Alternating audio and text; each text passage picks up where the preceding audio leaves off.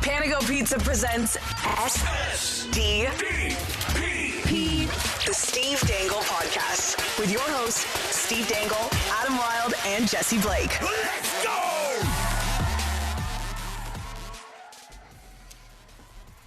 Well, who wore the crown, guys? Live generously and life will treat you royally. Why not pour yourself and a friend a Crown Royal? We're going to talk about who wore the crown, where we, with the help of you, recognize one Leaf player. Each show gives us everything for the blue and white. It's our town, it's our crown, and it's not about what you have, but what you give. Let's crown a Leaf that lives generously by giving it all for their team, and it's brought to you by friends at Crown Royal. Live generously, and life will treat you royally. Why not get into it? This is a tough one. Why not? Sorry, I'm dropping the ball. Jesus, Lord, let me have this coffee. I actually should have made a coffee before the show. Whenever you guys say why not, Why not? I can't help but think of that Hillary Duff song that's like, why not take a crazy chance? Oh, do you remember that song? Oh, I do remember The that Disney song. Channel song? Yes. And every time you say why not, I think of that. Why not? She does make a good point. Why not take a crazy chance? Why not do a crazy dance? It's true. Why not beat the Boston Bruins in overtime? Why not? Why not? Because they're pretty good. But they did it this time. So, Crown. yeah, who did you give it to? Who are you giving it to? This is tough because I think there are 4 worthy candidates. Oh. I am going to say one, and I hope you guys pick a couple of my others. Frederick Anderson. He 100% deserves it. We were calling him out, and his numbers were calling him out because they haven't been good. It's also, 7 games into the season for him? So that's nothing. Easily his best game. 42 saves. The biggest reason they won, 100%. Got to give it to Freddie Anderson, who looked solid as a rock.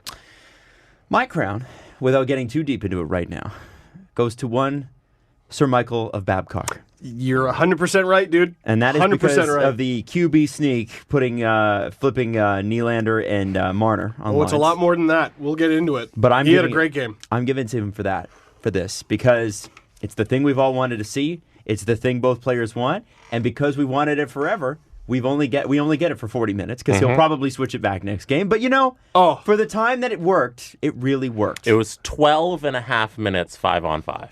That's all we got. Does that include overtime? Probably. No. That's 3-on-3. That's 5-on-5. Like specifically 5. If you count Okay. 4-on-4 and overtime, I think it bumps up to 15 or 16. Okay. So it's still not even that much, but still. They swapped with Nylander a few times, but Marner played with Matthews more often than he didn't. Yes. Yeah, 100%. that was good. Jesse, who do you give the crown to? I'm going to do a little something different with my crown today. Oh my God. See, I like to read our friend Ian Tulloch after every game. Okay. Crying out loud. Because he likes to do a little thing called the Leafs Report on The Athletic. $4.99 a month regular price, I think, something like that. Boo. Usually you don't pay that because you get like a nice discount or something. And he does grades every. Is your crown behind a paywall? It is behind a paywall technically, but it is what it is. $4.99 a month to find out who Jesse's crown was.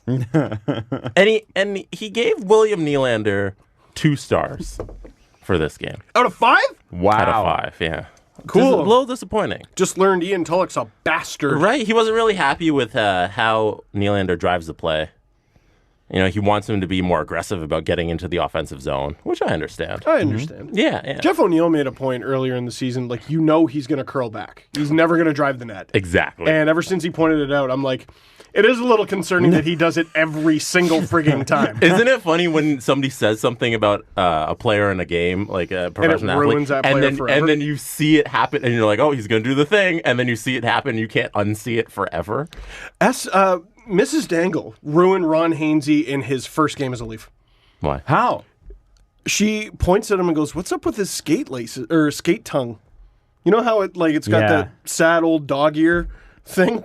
And every game, I was just like, "All right, Hainsey with the puck, fix your skates!" And here he goes. Priest did that with JVR and his mouth guard. I never really noticed his mouth guard until she's like, "Why does he keep doing that?" That's different because every American development system player does that.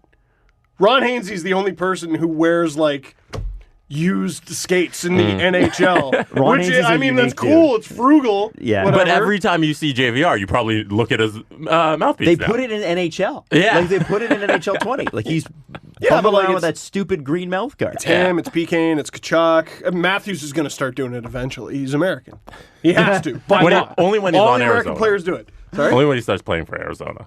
Only, He's gotta yeah, play in right. America, True. you know? In 5 years or The 4 team that or whatever the it team is. that he truly wants to be on. Right. Mm-hmm. He wants to follow other Toronto great Phil Kessel right down to Arizona. And that So- means McDavid yeah. wants to be a Leaf. Yo,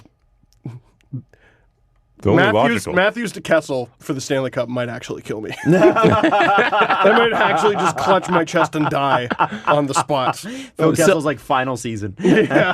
So I'm going to use my crown this week to motivate William Nylander. No. I'm going to give him the crown so that he looks at it and says, I'm going to play up to this crown for next game. I'm doing this for Jesse. Exactly. Wow. Hey, I like so that. he I got like the that. crown this week, even this game, even though he wasn't the best player on the ice, but he's going to use this crown as a motivator to play better next game.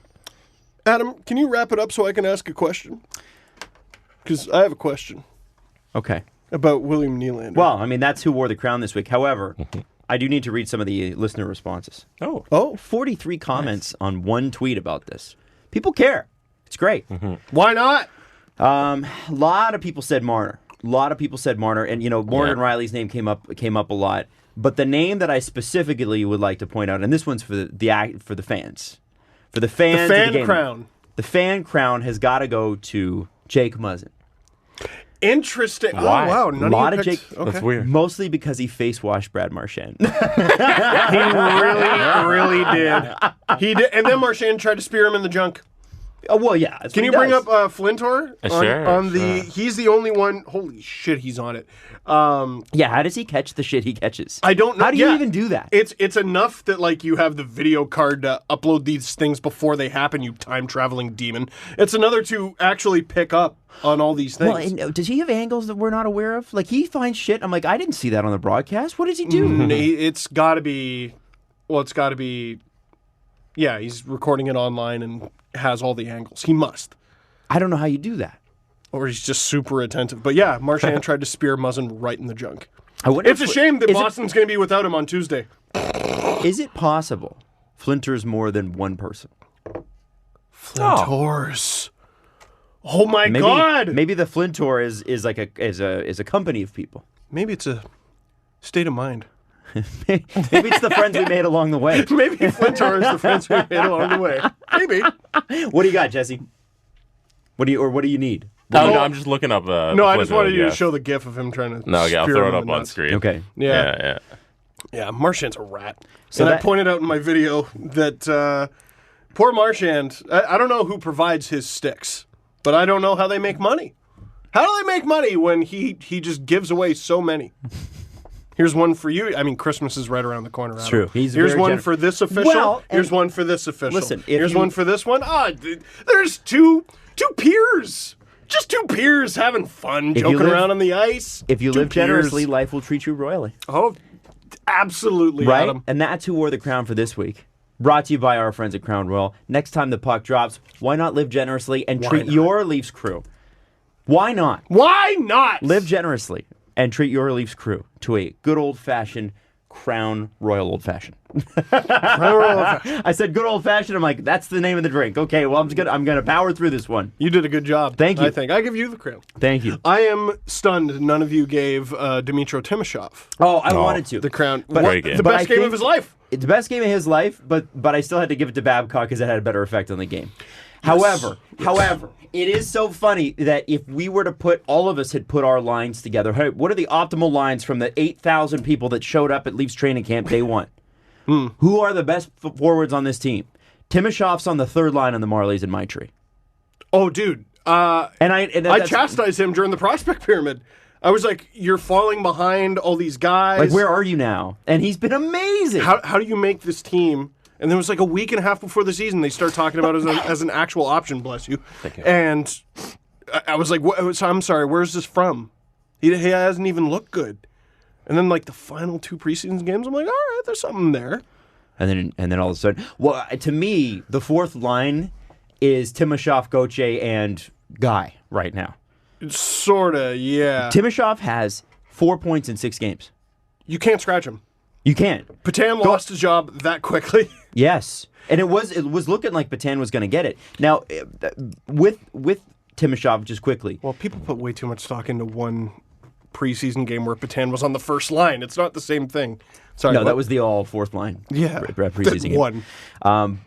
Anybody that covers the Marlies, my understanding is they're not all that surprised about this. But I have to be honest with you. I watch the Marlies on Saturdays when I can, like I was watching them yesterday. I don't have time to watch them all the time, man. I got other shit going on. So it is a surprise, and it's a nice surprise. Mm-hmm. But that's what the Leafs have to do over the next few years. It's finding guys like Mikheyev. This Russian guy, which we'll talk about as well a little bit later on. There's a new one. New Russian guy. Yeah. New Russian guy. And guys like Timashow who will come in and fill in around the corners around the outside of this roster, because you have your star players, you got to find value elsewhere. And it's amazing that guy who's drafted 4 years ago, 2015, I think. Yep. has now done it. But it speaks round? to the development of the Leaf system too, that a fifth rounder 4 years later manages to do it. Fifth rounders, on the whole, don't play much more than about 10 games in their career. And we were talking about, he only made the lineup because he makes the absolute bare minimum. No. What a valuable part of this team. Well, and if that were true, then there would have to be like a bunch of guys down, right? That he's there because he's earned it, which is great. 100%. Now, the Leafs beat Halak and the Bruins. Mm-hmm. Yeah. I wouldn't put too much in that. Oh, I'm not. Yeah. They at least beat the Bruins. But if you take every Leaf game with Boston that you've ever seen, this is a mirror image of it. Every time the Leafs went up, Boston came back. And now here's the thing. In the playoffs, Boston comes back and wins. But because this is the regular season. And 3-on-3 is fun. The Leafs can tease us and go, well, but see, we could win. Right. Yeah. Well, maybe. And I don't know if you saw how many times, and I'm doing this, how many times have you watched the last goal, the overtime goal from 2013's Game 7? How many times have you watched it? Since? Actually broke it down. Yeah, because you've seen the highlights. Yeah. But how many times did you watch the 20 or 10 seconds leading up to that? Have you ever seen it? I had to do that. It was either last year or the year before. I had to go back and watch the entire third period in overtime for an article for Sportsnet. And I'm watching it. I'm even watching like when the Leafs go up 3-1 and 4-1 and just going, how did this team make the playoffs? They were so bad. No depth either. No depth. One line could score. Lupul Kadri, and then it was like Kessel, JVR, Bozak, and Bozak else. was out. Right. He was out. Because he was the only one who could take faceoffs in the series. And Grabowski was on the team. But wasn't allowed to play. Leo Komarov's last shift in that game came with, I think, 17 minutes left in the third. Boy. And it's amazing, like, the player he ended up becoming. Yeah. Well, we liked him that year. That was fun. Yeah. It was fun. It was, my God. The reason I'm asking... But the only thing is, if Reimer just holds on to the puck and makes the initial Wow. save, it never happens. It's true. Wow. If he doesn't just let it squeak through his pads and squeak off, then rebound control, you guys could have saved us a whole bunch of heartbreak. And sometimes you have losing foisted upon you by yourself. Exactly. I will not have you disrespect James Reimer and passive-aggressively Jerome McGinley in the same sentence. Can I tell you what I was watching before the show? Yeah, tell him. So I was watching Brian Burke talk about the Tkachuk and Doughty beef. That was really good. Yeah, that was really a great funny. breakdown. But did you notice in his breakdown from Saturday that when they were showing highlights of the Kings and Calgary, the first time when Tkachuk got into the beef with everybody, Iginla was on the Kings, and then he was chirping Calgary. That was weird. And it was so weird. I didn't like Did you it. think it was weird? I didn't like it. Yeah, no, that was yucky. I completely forgot that piece of history happened. I choose to pretend Jerome McGinley retired like 5 years ago. Mm-hmm. Him not on the Flames was all those years in the Avalanche. Remember, he was a Penguin. And a Bruin. And a Bruin. But, like, he was more of a Bruin than a Penguin. Yeah. Jerome McGinley in powder blue. Ugh. Ugh. This should have never happened. It was gross. Ugh. What do you remember about that? And there's a reason I'm doing this. Pain. What do you remember about that Game 7 2013 play? Do you remember much about it? The actual play itself, not really, other than, one thing that stayed constant. The Leafs are doing a much better job, I think. I don't know what the numbers are. sort of preventing the other team from getting into the zone, or like once they breach, just quickly dealing with it. But once that other team establishes possession, They have a really hard time. holy shit. And Boston are better than anybody else at it. And they against the have Leafs. since 2013. Yes. And so interesting that you bring that up, because there's a reason I'm asking. Well, because it would, I mean, that was the whole adventure of Reimer.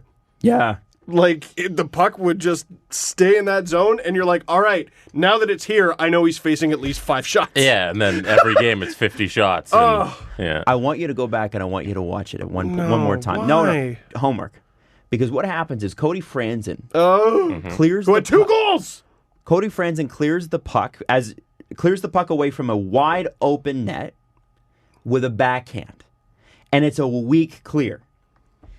So where does it go? The Leafs are getting so much better at that, too. Where does it go? Where does Cody Franzen's cleared puck go?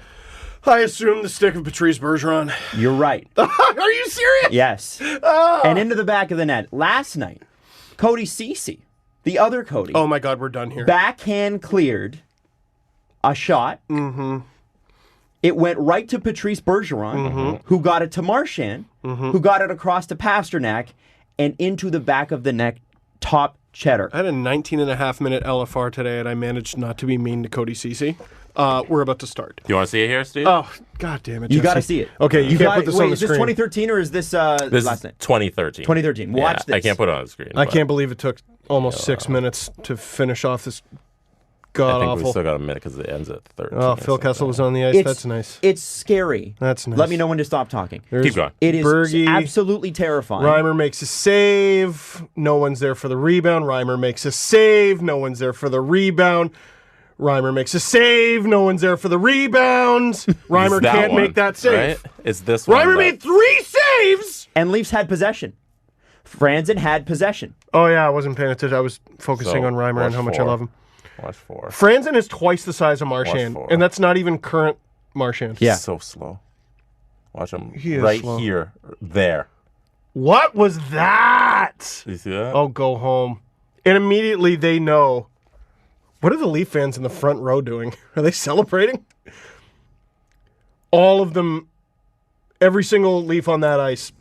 Where is Franzen going? Oh, my Where goodness. was he shooting the puck? Right. And Where that's was he what I- shooting the puck? Russia. So when I saw Ceci do my that last God. night, I was like, oh my God, it happened again. It happened again. And this time it's another Cody.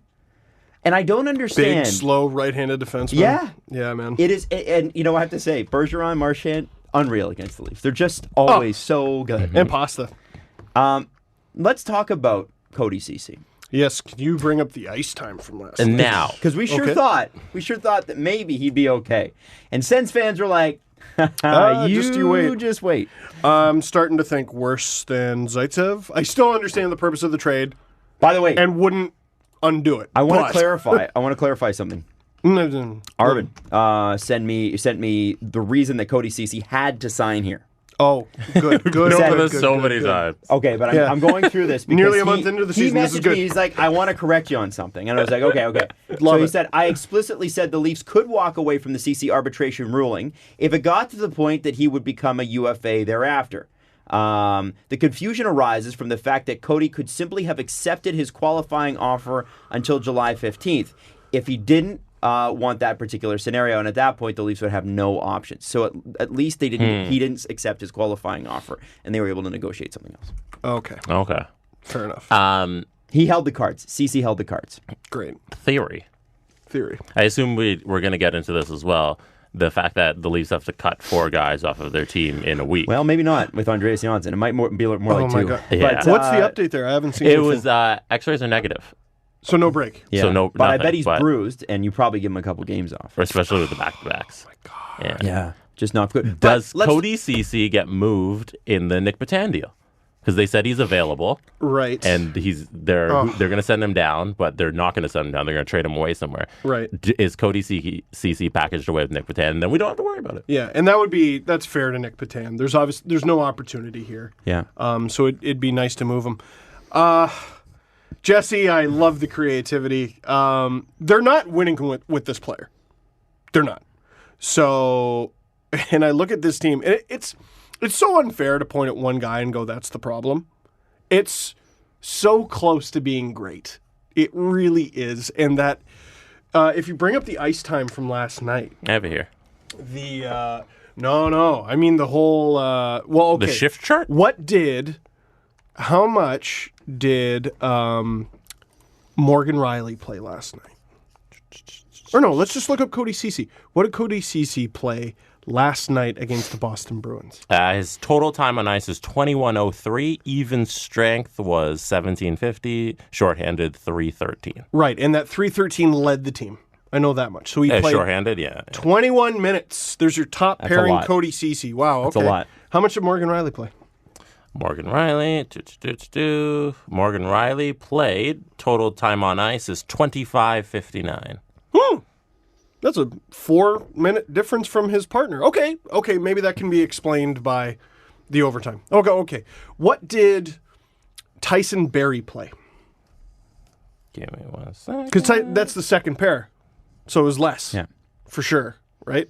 Well, I don't know. I would argue they're the first pair. Oh, would you? Barrie and Muzzin? No, I would argue that. No, They're the most, Babcock wouldn't. They're the most complete pairing. Babcock wouldn't unless his ice time suggests otherwise.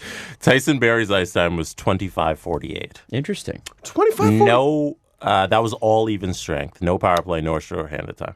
That's wild. He didn't get any special teams? Nope, 0. Oh, well, he doesn't kill penalties, and the Leafs didn't get a power play. Right, yeah. So- yes. Which is painful, by the way. Yeah. Agonizing. And every time it's like, you know what it is? The Bruins are just really good at getting away with it. Mm-hmm. They're brilliant. There's no team. I don't know if there's a team in NHL history that's better than it. There was they are masters of the craft. Easily missed Chara interference, and there was an interference on Matthews that led to the third goal. Anyway, what did Jake Muzzin play? This is the last one. Face wash Muzzin. Face wash Muzzin, who doesn't have to wash his face because his beard scares away germs. Jake Muzzin. Get away. 27:01. Wow. That's Jake 24 minutes signed. Even strength. Jake Muzzin's going to be a Leaf next year, man. He's staying. Wow. Can people smarter at hockey answer this question? Cody Ceci's on the second pair. Mm-hmm. I would call it the second pair. Mm-hmm. That's what that ice time suggests. What's the difference between him and Justin Hall, really?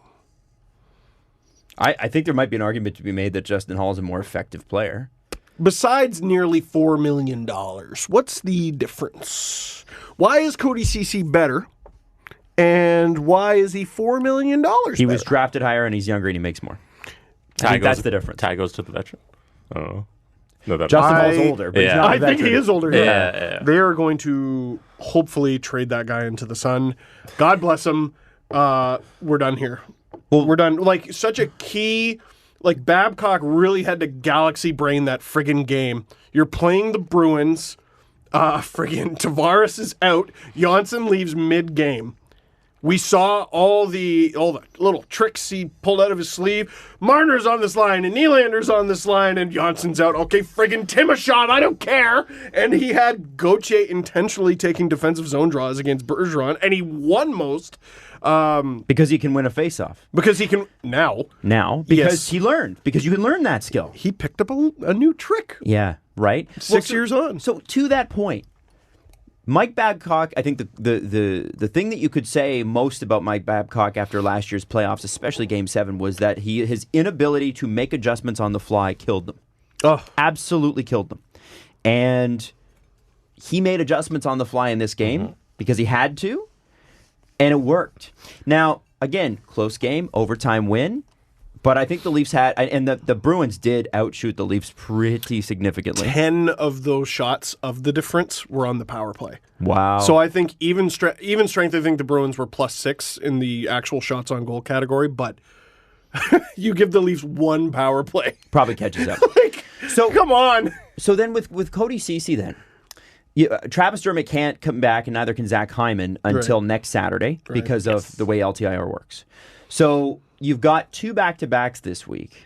This week is going to suck, ladies and gentlemen. This is the shit week. This sucks. If they come out with 2 wins, I will be pretty happy. You got to hope they win both front games. Can I just say, now that we know Tavares is hurt, I think I'm doing a complete 180 on my Anderson-Hutchison thing. But, dude, secure the first win. Yeah, secure the bag. You don't have JT. Yeah. Secure the first win. You're not winning both. Now, you think the Leafs are beating the Bruins Tuesday? Your chances of beating the Blue Jackets are better, at least. They're good. They're better. But yeah, you've got the Blue Jackets and the Bruins, which just seems unfair. And then the Blue Jackets always play the Leafs so tight. They do. Ugh. They do. And then the Sharks on Friday, Canadians on Saturday, which I love. We're going to be second half of a back-to-back. So Michael Hutchinson again against the Canadians again on Hockey Night in Canada. Have fun. So, sorry, Hutch. So, but with Cody Ceci specifically, you have the injection of Travis Dermott into the lineup. It's gonna be November before Freddie catches Hutchison in Hockey Nights. Yeah.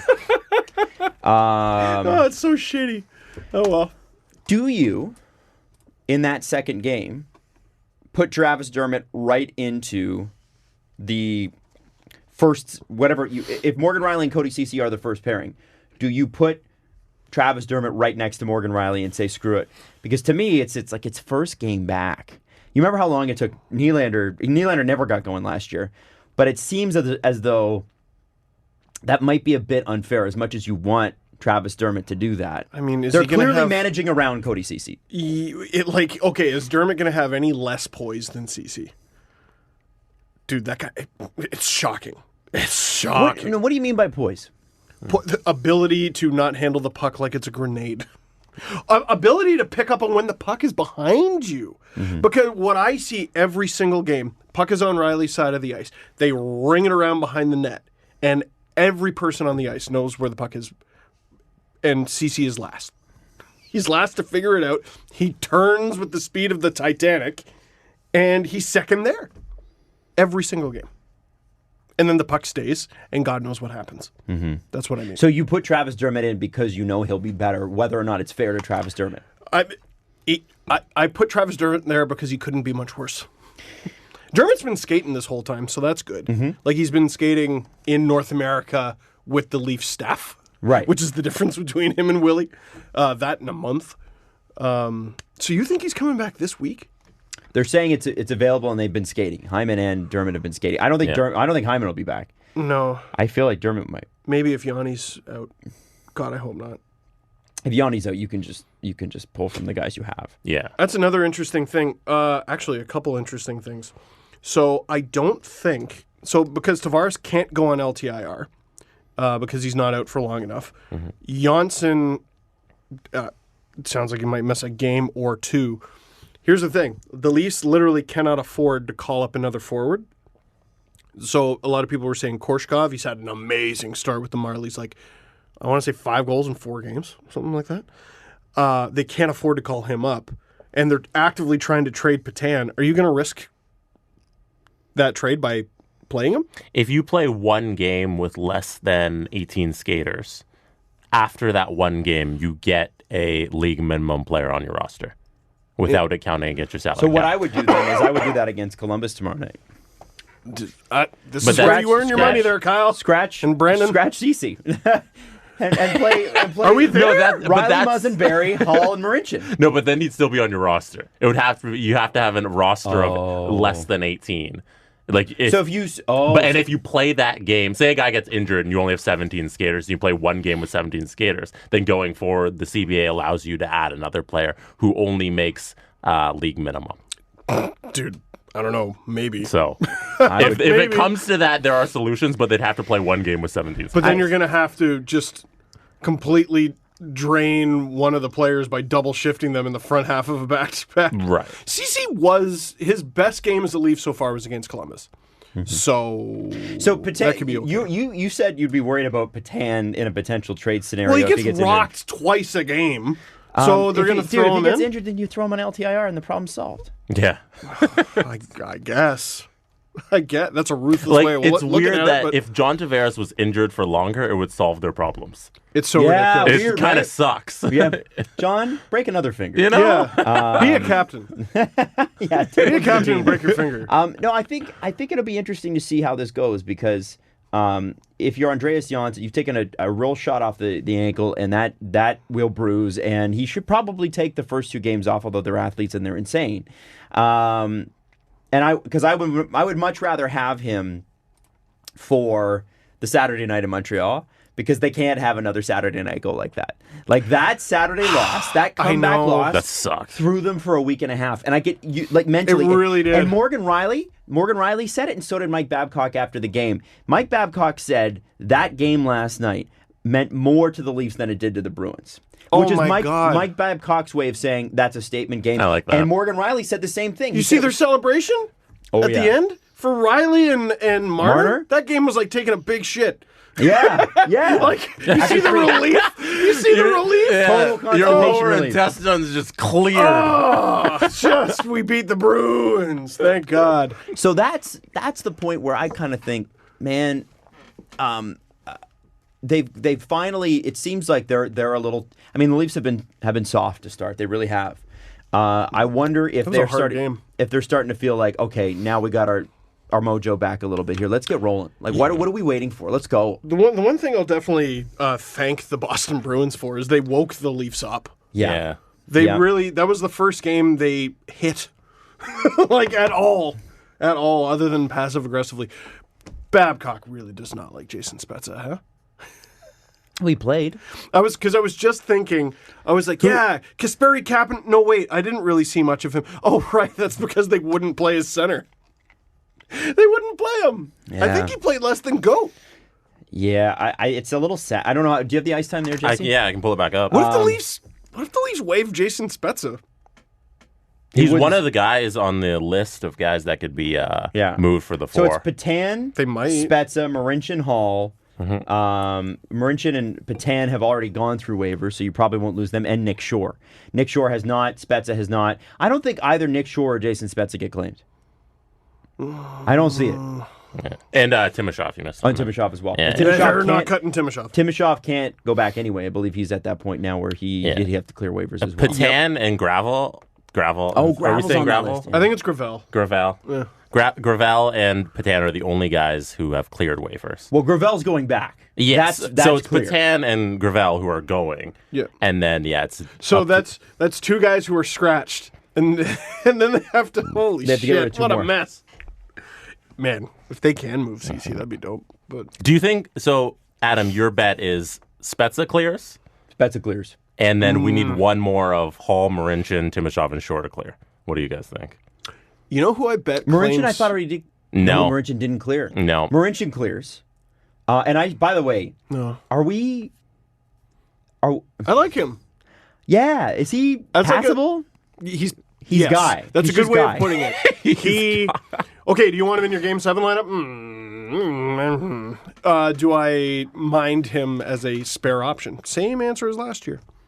He's just guy. Look around the league. Most teams do not have wicked bottom or like 7th guy options. Yeah, usually have top 3 defensemen who, like last night, played 25 to 27 minutes, and that's what happened. Barry, Muzz, and Riley all over 25 minutes. Yep. And again, Babcock played it right. Yeah. Jason I Spezza bet- to me passes. You know who cannot score a friggin' goal and could probably use a guy like Jason Spezza? Ottawa. Dallas. Oh. Dude, aren't they? Send him back? Yeah. Yeah, Dallas won a game last night. It was their second of the year. Yeah. Corey Perry with a nice little backhand too. You tried that whole hometown thing. It didn't work out. You want to go to the team you played for last year and did well for in the playoffs? Play with a bunch of other old guys? You said it was only their second win? Yeah. Oh, wow. Dallas has Literally, won I twice. didn't- And Dallas is so old; they're like literally the retirement home team. Like Joe Pavelski is old, Hey, and Perry Minnesota is old. wants to challenge you No, on that. no, they're the slow team. But like They're Toronto intentionally and newly old. Yes, Like they signed old. they're like It was- like trying to fight with the Sharks to be the oldest team in the NHL. It's crazy. Yeah, like I saw like Actually, I'd like to see the average. yeah, they get Pavelski and Perry, and I'm like, man, half a decade ago this team would have been sick. Yeah. Rupe Hintz looks really nice, but he's the only guy who can score. So we're thinking Marincin goes down. Spezza, since Babcock hates him, he's also gone. And then there's your roster. Cool. Still not great. Yeah. Dubas has got to pull some wizardry, man. Yeah. I'm telling you, Ceci in the next 2 weeks might be shipped away in a Nick Patan deal. Just fingers like to see crossed. it. Fingers crossed. It's funny, That'd be Dallas' awesome. average age, 27.6. Toronto's is 27.9. Yeah, but like in terms of importance in the lineup. The important guys. Right. Yeah. How old are they?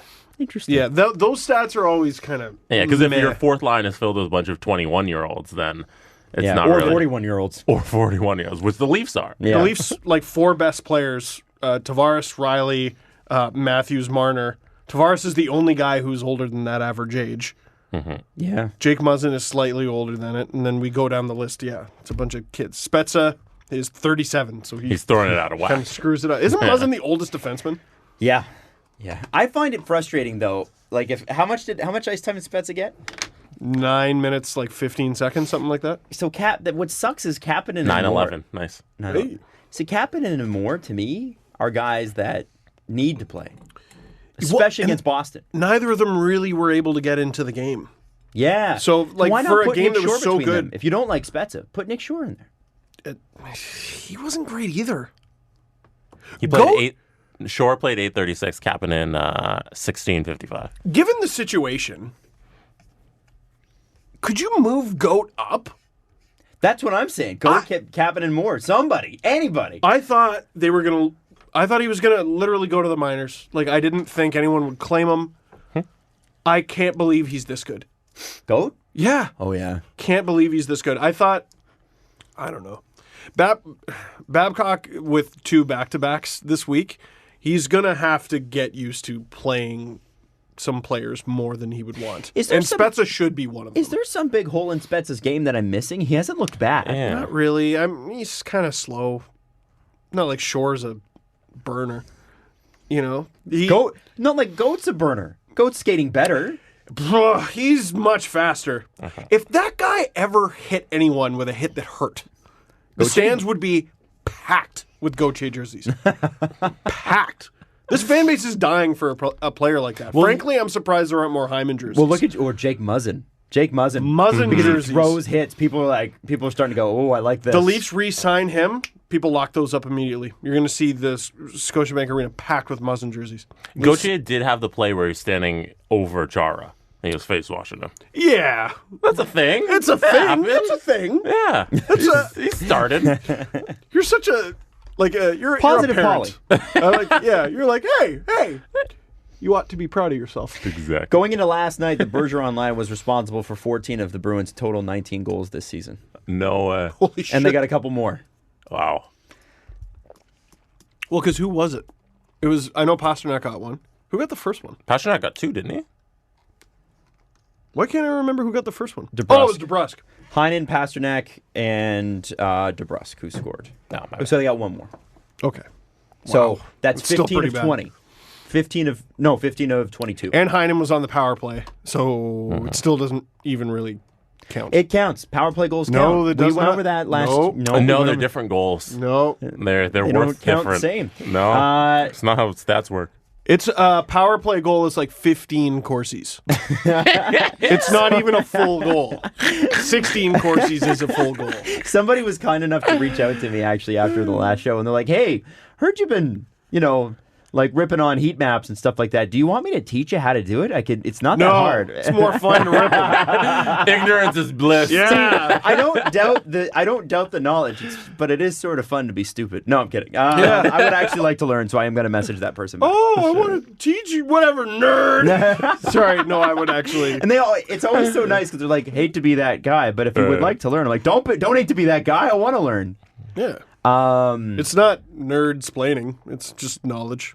It's fun. Nerd-splaining. Nerd-splaining. I don't know. It's a term I made up in my So head. this is Hell Week for Leafs and Leaf fans. There's going to be a lot of stress on Tuesday and Saturday night against Boston. And whoever created this schedule, like this, if I'm Brendan Shanahan, I'm making a call to the NHL. Yeah. We have 2 division games on the second nights, and one of them's on Hockey Night in Canada. Boston and Montreal and you're the second half of a back-to-back. Yeah, this is a problem. But once this week is over and once this month is over, things start to kind of get a little bit more normal. Yeah, because they had 800 games this month, so there's no choice. It's true. They're out ahead so far. They have to So if you ease can up just the get schedule. through it, that'd be good. It's ridiculous. They end. This is actually really nice. So they end. So there's this week. Mm-hmm. Then there's one more game. So they get Sunday, Monday off.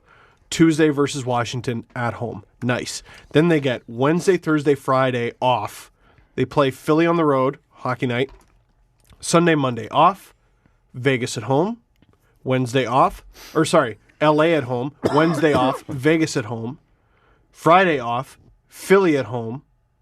And then, again, another home and away back-to-back, Chicago. Then they get Monday, Tuesday off.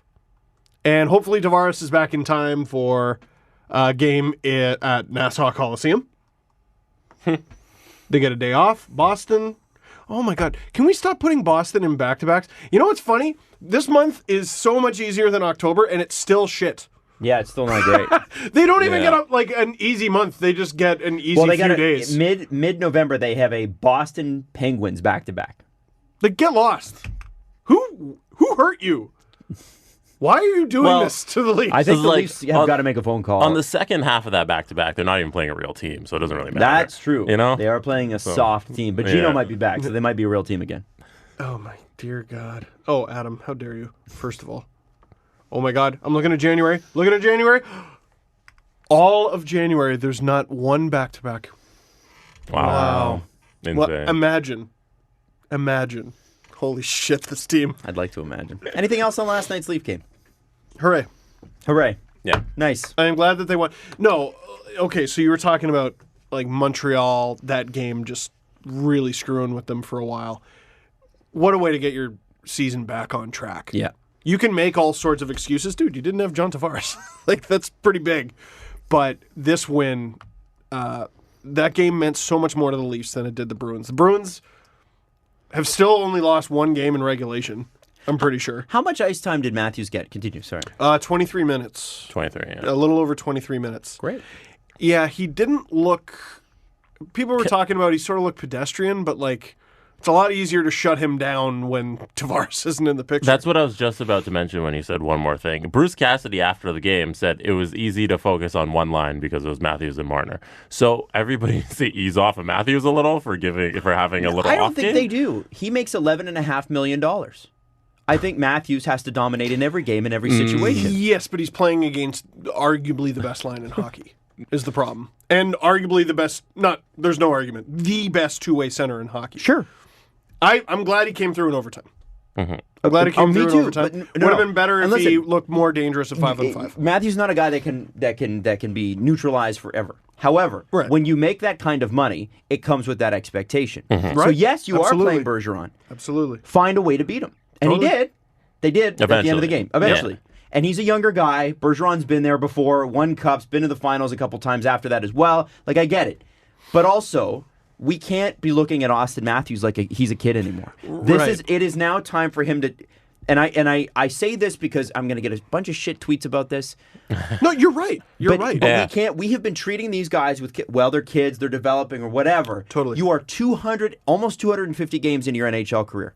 Riley's like 46 years old.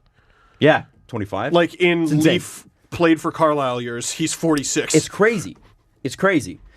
It's time. He's like Marner, a dog. Matthews, Nylander, it is time. Yes. It is time for them to step up in big moments. Now, you're making your money. Step up. Matthews knows. Oh, I think he does. I think he knows. And he's been a big game guy for them. Yeah. So I'm not calling him out, but I do want to say I don't buy the excuse anymore that even if it is the best line in hockey, you get paid more than Bergeron and Marchand put together. Yeah. Well, and Almost. it was hard. Yeah, like, not well, quite. this is going to be. Yeah. Going to be You're hard. Austin Matthews. I don't think Janssen getting hurt helped, but No, it that was. sucks. They did well given the circumstances. Now he has to have biggest week of his career. Yeah, and he's been phenomenal to start the season. Just been unbelievable. Yeah. And there was a reason like Kerfoot was able to get in there and get a goal. Yeah. You know what I mean? I think it's just one game. Like, I agree. The expectations for Matthews are clearly sky high, and it's like, okay, one game he got shut down by one of the best defensive lines in it will hockey, happen. and it'll happen. Let's not just chastise the guy right now. No, I'm not. But I'm saying that excuse doesn't exist anymore. 100%. And I'm definitely underachieving that. The childlike joy in Marner's face. He's back. Yeah. He's back. Like, I know his point production hasn't gone anywhere. Took him a while to get a 5-5 point, but like that that's the Marner I know. Why is it that Mike Babcock, why is it that he won't play Matthews and Marner together? I don't know. Because look, William Nylander is looking good. Zone entry king. Yeah. Why wouldn't if Tavares can get Brock Nelson, or who's he got to be? Anders Lee, Kyle Okposo, Josh Bailey Matt got 60 assists one year. Yeah, like if he can get all those guys to be good players, Nylander is, in my estimation, better than any of the guys I just listed he is. He's just got more skill. Why wouldn't you try Tavares Nylander for a bit? Not that it doesn't work with Matthews, but it seems as though if Matthews and Marner, they talk about after the game, Marner even said, it's like we know where each other is. Why don't you just try it? Which is wild because how on earth would you know where each other is? Because you've never played together. Is it because the Tavares-Marner line was so good last year? You don't break that up? Probably. Just because. And the year before, Matthews and Nylander were the dominant line. Yeah, I don't know. Before we had Tavares. Because I don't really like the idea of... It was sort of effective for a while, but using the Tavares line as the shutdown line, it helped, but like you're taking a 47 goal scorer and a 94 point getter out as an offensive threat. Mm-hmm. You know, but they're not, because that's the numbers they put up last year. Yeah, but I'm talking about like during the playoffs, right? So like Okay. I think he was like, okay, this line is defensive, responsible defensively. This line is the we line. Mm-hmm. Although Matthews and Nylander never really got to play in that position because Nylander was not going. And he sucked. So what if when Hyman comes back and Tavares comes back, and hopefully Jansson's there, Janssen, Matthews, Marner, and Janssen and Marner played together for a while last year too, and then Hyman and Nylander centered by Tavares, and Hyman and Nylander played together for a long time, longer than they haven't actually. Nylander would be on his wrong wing then. Right? No, he'd be on the right. No, Hyman would be... Hyman's always left wing. Okay. Yeah, righty on the left wing. Okay. So, yeah, which is impossible for some people to do, like Kapanen, but perfectly fine for him to do. Okay. It could be something. Could be something. It could be really interesting. I would like to say huge congratulations to the Pittsburgh Penguins, who have beaten one real team since last we met. Wow. That was only a few days ago. I know. Wow. I know. One real team, guys. And they now lead the Metro. Do they? Yeah. First place. Yeah, they do. 5-game winning streak they were on. At what point? Are they really? Yeah, well, because they were until last night. At what point, Stephen, Yeah. do we get our best china, our best plates? We pull them out of the old the cabinet that all mothers seem to have. Grandma's cabinet. We don't know where it comes from, but grandma, it's always been there. It's there. There's a ceramic cow. We go in there, pluck out the china, put down a piece of crow on that plate, and serve it up to our dear friend Adam. God, that was so long. That was long. That was so long. When does Adam have to eat crow? Here's the thing. It's incredible and it's funny to me. We could be sitting here kind of saying it was 0 wins. I mean, that overtime, you could not get a luckier balance in overtime than what Brandon Tanev got. It's true. Right. Listen, you can't. And it's Brandon Tanev, right? Well, I mean, I'm just saying. Right. And I want to say my inbox was flooded with messages. Can I read some of them for you? Oh, yes. Read them. Oh, finally you for a change. I think I just do a better job muting people, Adam. First off, first message. Eat shit, Adam Wild. Oh, God. Next message. You're a clown, dude. Haha. Pens are 10 times any team you like. Beat the Avs into the ground. I don't believe that's how the game went. So shut the fuck up. Crosby can drag any team to the promised land, just put a ring on it. That part's true. He's right. Yeah, well. Another message, and I like this one. Is the way the Penguins scored the OT goal, does that make it less... Sorry, this isn't worded properly, but does the way the Penguins scored the OT goal make the win less meaningful against the Avs? You know, you got to ask the question. No, I say no. That's the message to me. That's not what you say. I say no. I am a Pens fan who watches both Steve and the podcast, and the points that you made about their soft start were indeed correct. Another message. Go Pens, and pie is great, you virgin. That's a guy who gets it. I've been getting so many virgin tweets. Yeah. Looks like the Pens could beat a good team. And just a reminder, that's without Malkin, Bukestad, McCann, Rust, or Gouch tonight. Yeah, you liberal cuck. Another Did you one. get called that? As a Pens fan, I kindly ask that you keep saying that they are bad. It seems like a good charm, a good luck charm for Teddy Bluger and it co. seems like it's working. And Joders Bluesers. Jared Parker Music on my Instagram, who was very upset, said, "Ha ha ha, you schmuck, Pens win." I don't even think he knew about our show until I released that clip, which, by the way, I think had over 10,000 views on Twitter. Oh, wow. Oh, good. He said, "I'm not even a Pens fan, and hearing you shit on the Pens made me think, does this guy watch hockey? Does this guy know who Sid the Kid is?" Wow. Pittsburgh, with one T, not two, starts slow. Like Adam, do you know anything about Pittsburgh? Pittsburgh starts slow like 2 out of 3 every year. They always come back because they are grinders, all in capital letters. Grinders! Only team to win back-to-back Stanley Cup since Yzerman's Detroit. Sit down. Now that... Yeah, sit down! That was after... Asshole. That Be was, humble. hold up, though. It continues. Oh. Because that comment happened on my Instagram after the post went up on Wednesday night before the Pens-Avs game, or Thursday night, or whatever it was. Then he comes back a day later, So he's thinking comments about on the it. same video and said, the no. schmuck saga continues. Oh, So he he's came trying back. to make his chirp a thing. Yeah. So he came back. Oh, Now here's what I want to say. That's sad. You ever feel Here's what I bad? want to say. What do you want to say? I'm embarrassed. Some of the nicest hate I've ever gotten has come from you in the last week. Some of the nicest hate, some of the most polite hate. I didn't read you all the messages. I didn't From want you to schmucks. But it was right. It was nice. The one thing that I haven't seen, and I'm surprised, I have to admit I'm a little hurt. I'm a little raw about it. Wow. I have not yet received a thank you from Pittsburgh. I felt that. Because I'm not sure if you're aware of this or not. I think that you are. I did this. I did this. How can we make this about the Leafs? Well, here's the thing. I'm not an unreasonable guy. Well, I'll give you another shot to thank me after this show goes up, but here's why. You know that everything that we make, every bold prediction we make on this show, what happens? we're right. In fact, the equal and opposite reaction. Yeah. It is literally The Oilers Newton's are law. 7-1. Hey, New Jersey's going to have a great season. Oh, my God. Andre Pavlik's not a goalie. Goes on a heater. Yep. Yeah, I would love to know the difference in feeling, like between us shitting on your team and us complimenting your team. Mm-hmm. Oof. Yeah, no, I know. I bet the record's pretty bad. Yeah. Now, Pittsburgh. So the Leafs Very will win. clearly, I jinxed you into winning. This is me. Not me. Crosby. Me. It me. No, it couldn't possibly be No, the it best was me. player. It was this show, and it was me, and it was a jinx. It was Adam and his here- big butt. Here's the thing. If you don't thank me, I'm going to have to put you on a list.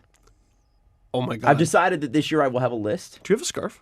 And if the list is on it, if you're on this list, that is, it means that I have predicted that you will win the Stanley Cup. What? Pittsburgh, you don't want me to predict that you will win the Stanley Cup this year, do you? Are you going to put that evil on the city of Pittsburgh? Given that whatever we say will happen boldly, the opposite happens. You don't want me to say you're going to make the playoffs, no problem. That you're going to win the Metro, no problem. Do you? Oh, for the love of Permanis, Adam. No, say it. Say it, Listen, Adam. I won't say it yet. I've got my little notebook over here. Oh, Believe it or no. not, it's a notebook. Oh, has Pittsburgh made the list? That's empty right now. Oh. It's empty.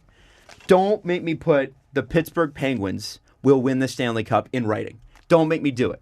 Oh, no. Do it. Don't make me do it. Do it. No, I'm waiting for the thank yous. Evan Huber, Leah, Every Pittsburgh fan that reaches out after every show, I love you guys. By the way, Pittsburgh, first show outside of Toronto that this show actually took off in. It's a true story. First, this is non-Toronto city that the podcast took off. Was really embraced. Thanks to Tumblr. Thank you to Tumblr. Which decided to ruin itself. Yeah. Yeah. Who was it that bought it? Was it Viacom? No, it wasn't Viacom. Well, whoever it was, they took away boobs. Verizon? People didn't like that. Yeah. They ruined Tumblr. How do you take away boobs and think you're going to succeed? Yahoo? I think it was Yahoo. I don't know. Oh, boy. Yeah. So here's what I want to say. This list is More empty. like, yeah, no. Sorry. This list is empty right now. Pittsburgh. Don't make me put you on this list. That's evil. And by the way, Pittsburgh. You've won one game against the real team. Leafs have two. People kept going, well, the Leafs did. I know. I've been critical of the Leafs. What? This isn't about the Leafs. It's about Pittsburgh. Not about the Leafs. However, I have to give Pittsburgh full marks. Nope. They did. Nope. It's an AHL lineup. Oh. Yeah. Their team is an AHL team and It's crazy. Crosby. They're actually like that SNL skit about LeBron James and the rest of the Cavaliers. I pick up his dry cleaning from Yeah. I remember that. That was a good bit. That was a good bit. Yeah. It was a Donald Glover bit. But like, which team has done a better job over, oh my God, like a decade? Well, there was a few years that were tough. The last half decade of surrounding, hey, here's 5 guys who make money with guys we've never heard of. Well, that's the formula, though. That's what you have to do. Yeah. All of a sudden, Brian Rust in the Stanley Cup final. Who the hell is this? But it's not going to work for the Leafs. You know? No, Couldn't possibly. Well, How dare it? Chicago, same thing, except that their guys just stopped being as good. Yeah. And they stopped surrounding them. Yeah. Good players. Don't make me write Pittsburgh Stanley Cup champions on this. Don't make me write Jim Rutherford is a fantastic general manager on it. Oh, no, that's a kiss of death. That's a kiss of death. You already have Jack Johnson and Eric Goodbranson. Jack Johnson. Don't put Jack Johnson first line D.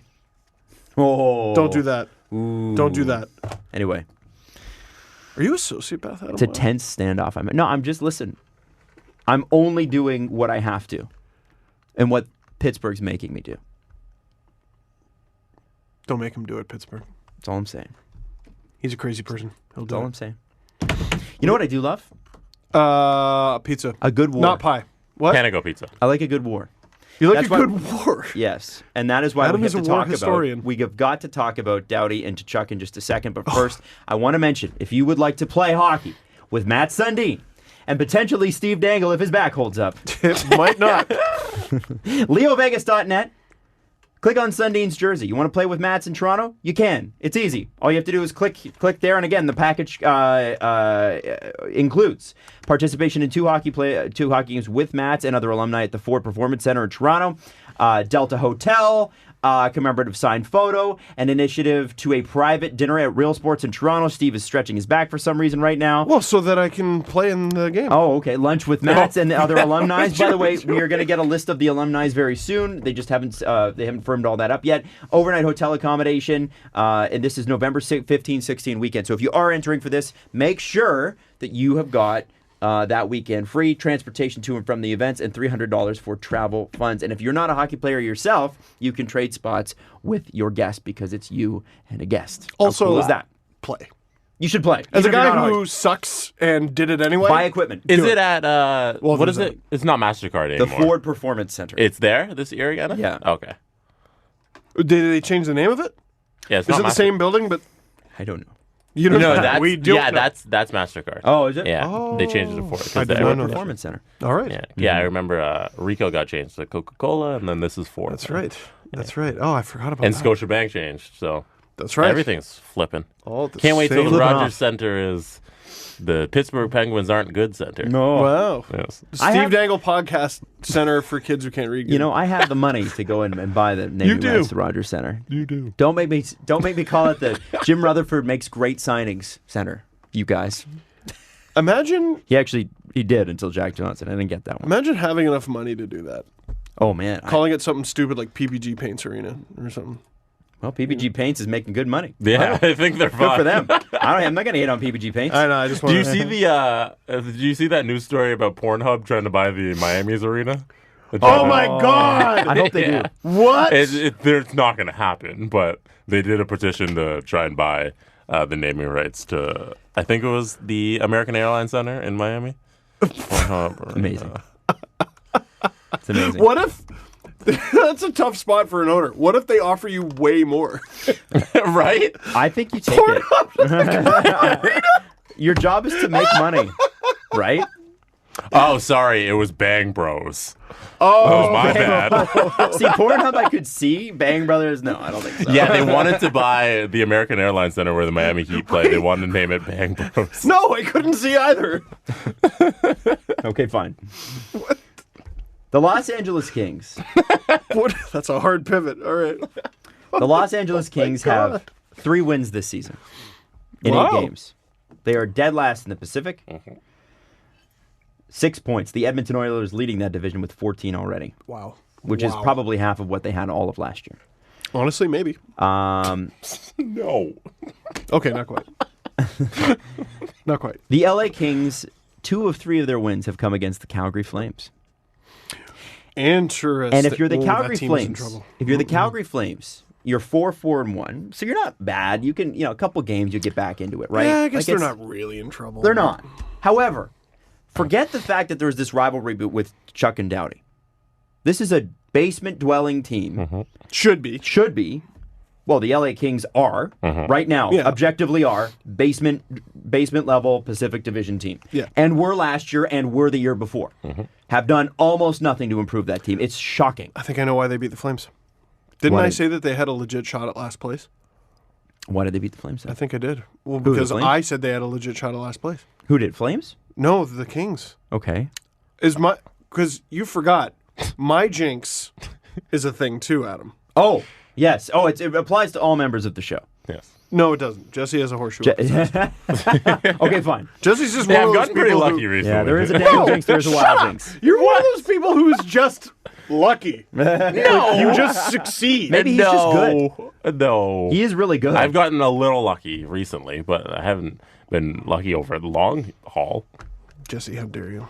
Anyways, do you think that the Calgary games, the 2 games that they play, is the only games they tried? Because, I look at those games and how intense they are just because Doughty and Tkachuk are going at it the whole time. It seems like those are the only 2 games they've tried this Maybe season. the only kind of hockey the Kings know how to play is playoff. They just got to get there. Yeah. That's the problem. If Which they they could can't. play Calgary every game, they'd probably make it and make 82 some and 0. noise. Yeah. I don't know, apparently. Dude, Kovalchuk scored last night. Mm-hmm. I was like, oh, yeah. Isn't it crazy that He's a that's king. that's like a joke now? Wow, even Kovalchuk scored. I know. I feel like he would actually be a better weapon on a different team. He just makes too much money. Yeah, He's also old. Yeah. I think he looks Yeah. a little slow. he old. The whole Yeah. team. And hard mile old. But Yeah. if you're Calgary, Got to make a hard mile you shirt are at this 4-4-1 point. right now. If you had beaten LA, you would be 6-2-1, and you would be second in the division behind Edmonton. Edmonton, who If you won those 2 games virtually against undefeated. the basement-dwelling Los Angeles Kings, so Tkachuk and Doughty aside, and Bill Peters, by the way, when he gets mad, Bill Peters gets red. Yo, that guy's getting fired. Oh, damn it. He's going to win the Jack Adams. I can't. This is the same thing that I said with the Leafs with the Senators early on in last year. The Leafs should have gone into town and rolled over the Senators, just blasted them to the moon. You and lose they didn't. They one lost. in a season, I get it. The 2 in a Sens month. won the season series. Yeah, three of 4 and 2 in 1 month. That was a joke. And LA has beaten Calgary now twice in 1 month. Now those are moral victories. It's not going to do LA much good, but it is going to hurt Calgary. Now, I'm sure I'm going to get Flames fans saying, well, in November when they're second or third in the division, be like, hey, it's not hurting us now. I'm telling you, 4 or 5 points. What do Flames fans sound like? Whoa! Whoa! Points against bad teams matter. Yeah. I am shocked that the Calgary Flames cannot beat the LA Kings. That's weird to me. They're also weirdly struggling on the road, 1-4, and as opposed to 3-0-1 at home. Nuts. Which The dome is loud. Saddle Dome's loud because that it dips down. So The concave it is roof. quite. The camera angle's weird yeah, as well. it's quite loud. Yeah. But I'm wondering, is in Calgary? It's time to blow it up. I don't know if there's an issue. Is in it time Calgary? for a rebuild? Is Full it a scale? slow start? Is it a Come down long-term 6-6-0. issue? I don't know. But Rittich has been pretty good. Yeah, I wouldn't say really the reason they're losing. So what is it there? Because remember, a couple years ago, I think it was Berkey's last year with the Flames, they fell off the wagon going into the playoffs and didn't make it. And they said there were character issues in the room. Remember, they said there was a bunch of character issues in the room. Doug thought the players-only meeting was at a museum. We all know how that turned out. Dougie Hamilton was the problem. Yeah, and now look at the Hurricanes. They're shit. What? Wait. What do we say about the Calgary Flames at this point? Now, again, it's early in the season. It's easy to overreact. But what do you see based on what you've seen so far? I see a frustrated team. You know what I mean? They don't seem to be having a lot of fun. No. And there was, what was it? It was Detroit. There was Darren Helm got, I want to say, a fine for a slash. But before that, it was like at this big elbow from Lindholm. They just seem very frustrated and not themselves. Right. You know what I mean? Like how I was just saying Marner hasn't quite seemed himself. The Flames are an energetic, fun team. And when I was watching them, there was the first game against LA where they were down 3-0 and ended up coming back and forcing overtime. They should take, some solace in that. I was watching the first half of that game that night, and I was just like, these guys are boring. And they don't look like they care or give a shit. And it was a game on home ice. They were losing 3-0 to the Kings. Tkachuk always does. Yes. Brady he was and great. him. They're both brothers are always in it. They're always in every game they're in. Yeah. Yes, that is absolutely true. The Tkachuks are jerks. But there are players on that team that do from time to time, I don't know if disappear or just look human, normal. Well, okay. Ineffective. The Stanley Cup Final, Boston, St. Louis. Boston's got Bergeron. Mm-hmm. St. Louis has Ryan O'Reilly. Mm-hmm. Yeah. Okay, the year before, Vegas was super weird. But William Karlsson had a 40-goal right now. season. Yeah. Jonathan Marchessault, I think, as well. Oh, yeah. Crazy. Washington had Backstrom, Kuznetsov playing the best hockey of his life. Mm-hmm. Like, is Sean Monahan better than any of them? He gets a lot of points, man. No, he does, but like I don't know if that's the guy. And like, That's man. I'm not saying he's a bad player. No, I know not you're even close. He's But a really I good think player. you have I still go whoa because I think there's going to be a lot of people who go, excuse me. Well, it's not quite this level, but you know how like in the past we've looked at. Sorry, I'm dying. It's okay. In the past we've looked at Ryan Johansson and gone, I'm sorry, is that the guy? Like, is that your number one guy? Which I guess he doesn't really have to be right now. I sort of wonder that a little bit with Monahan. I'm not putting the slow start on. He had 82 points last year. Yeah, that's good. That's good. He's got 6 But this year and 9. is he your number one guy? I don't know. Yeah, I don't hate that argument. Yeah. I know Matthews has never hit 82 points. Because even if it's, okay, Sean Monahan's your number one guy, that means everything's less from that point on. You know? It goes downhill from there. And if you're going down from Sean Monahan, what's the drop-off? Yeah. Well, you got Gaudreau, obviously, but he's not a center. Right. I think they're just frustrated, and it'll take, I don't know, do they have another game coming up that could be a big win for them? Last season, you Yes, brought in... Ducks. They're playing the Ducks next. Yeah. Hell yeah. Where? In Calgary or Anaheim? That's that important. I do not know. That's And important. Last find season, out. you brought in a winger, James Neal, to be your first-line winger. And Oh my God. Or at least second. And at least second, and that was a failed experiment. And then you swap that out with a guy who has 2 assists so far. Oh, they're playing No, tonight. he has 1 point. Milan Lucic, who has 1 point. They're playing tonight in Anaheim. Sorry to interrupt. Could I ask a real dumb question? Real dumb. I'm not proud of the question I'm about to ask. Does the Flames locker room look at the success James Neal is having and go, And they maybe look at this coach themselves. doesn't know what They he's talking about? They must. It doesn't seem like they have the best locker room culture. Well, like as a coach, you got to at least convince your team that you know what you're doing. And how can you look just a couple hours down the province at James Neal has more goals than he did last season. Right. Now, it is October 20th. And the guy you got in return currently has 1 assist.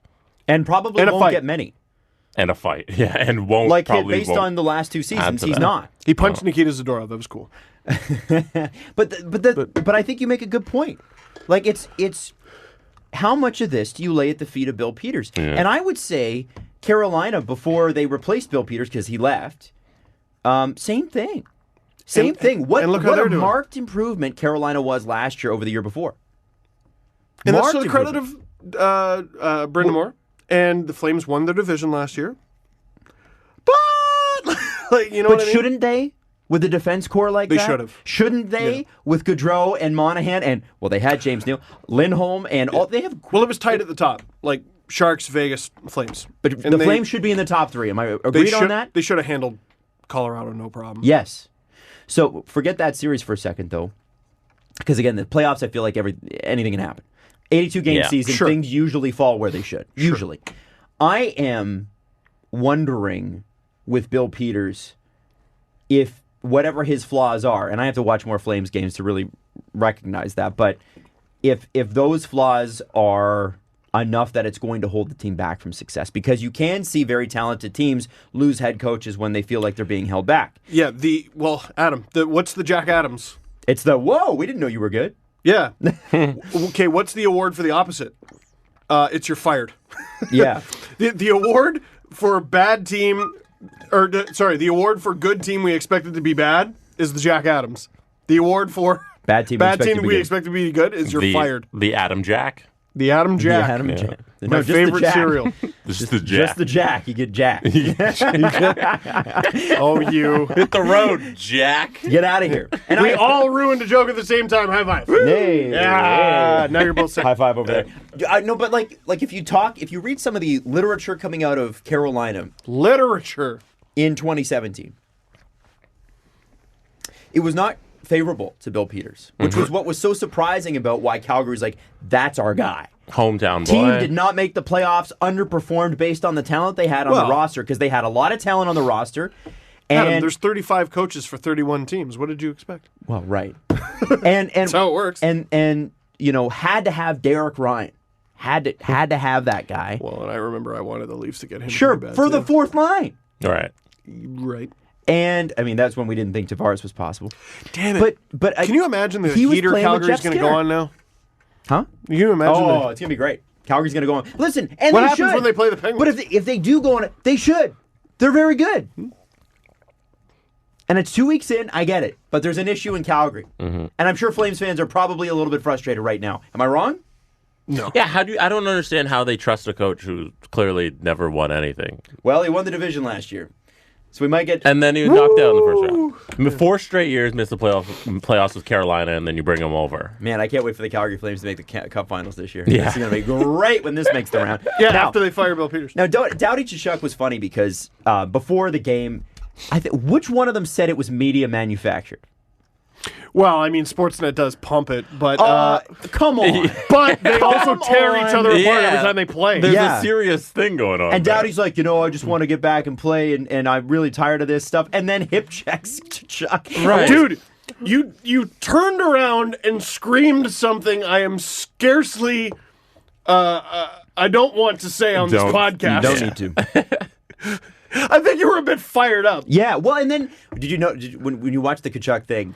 Did you see when Doughty was on the ice because Tkachuk just was on him? All right. I know that another Flames player dove and jumped over whatever from the top rope. Yeah, it was great. But Tkachuk was punching Doughty in the head while Doughty's head was on the ice. Yeah. Well, and it's funny because Doughty after the overtime winner goes, "It's over.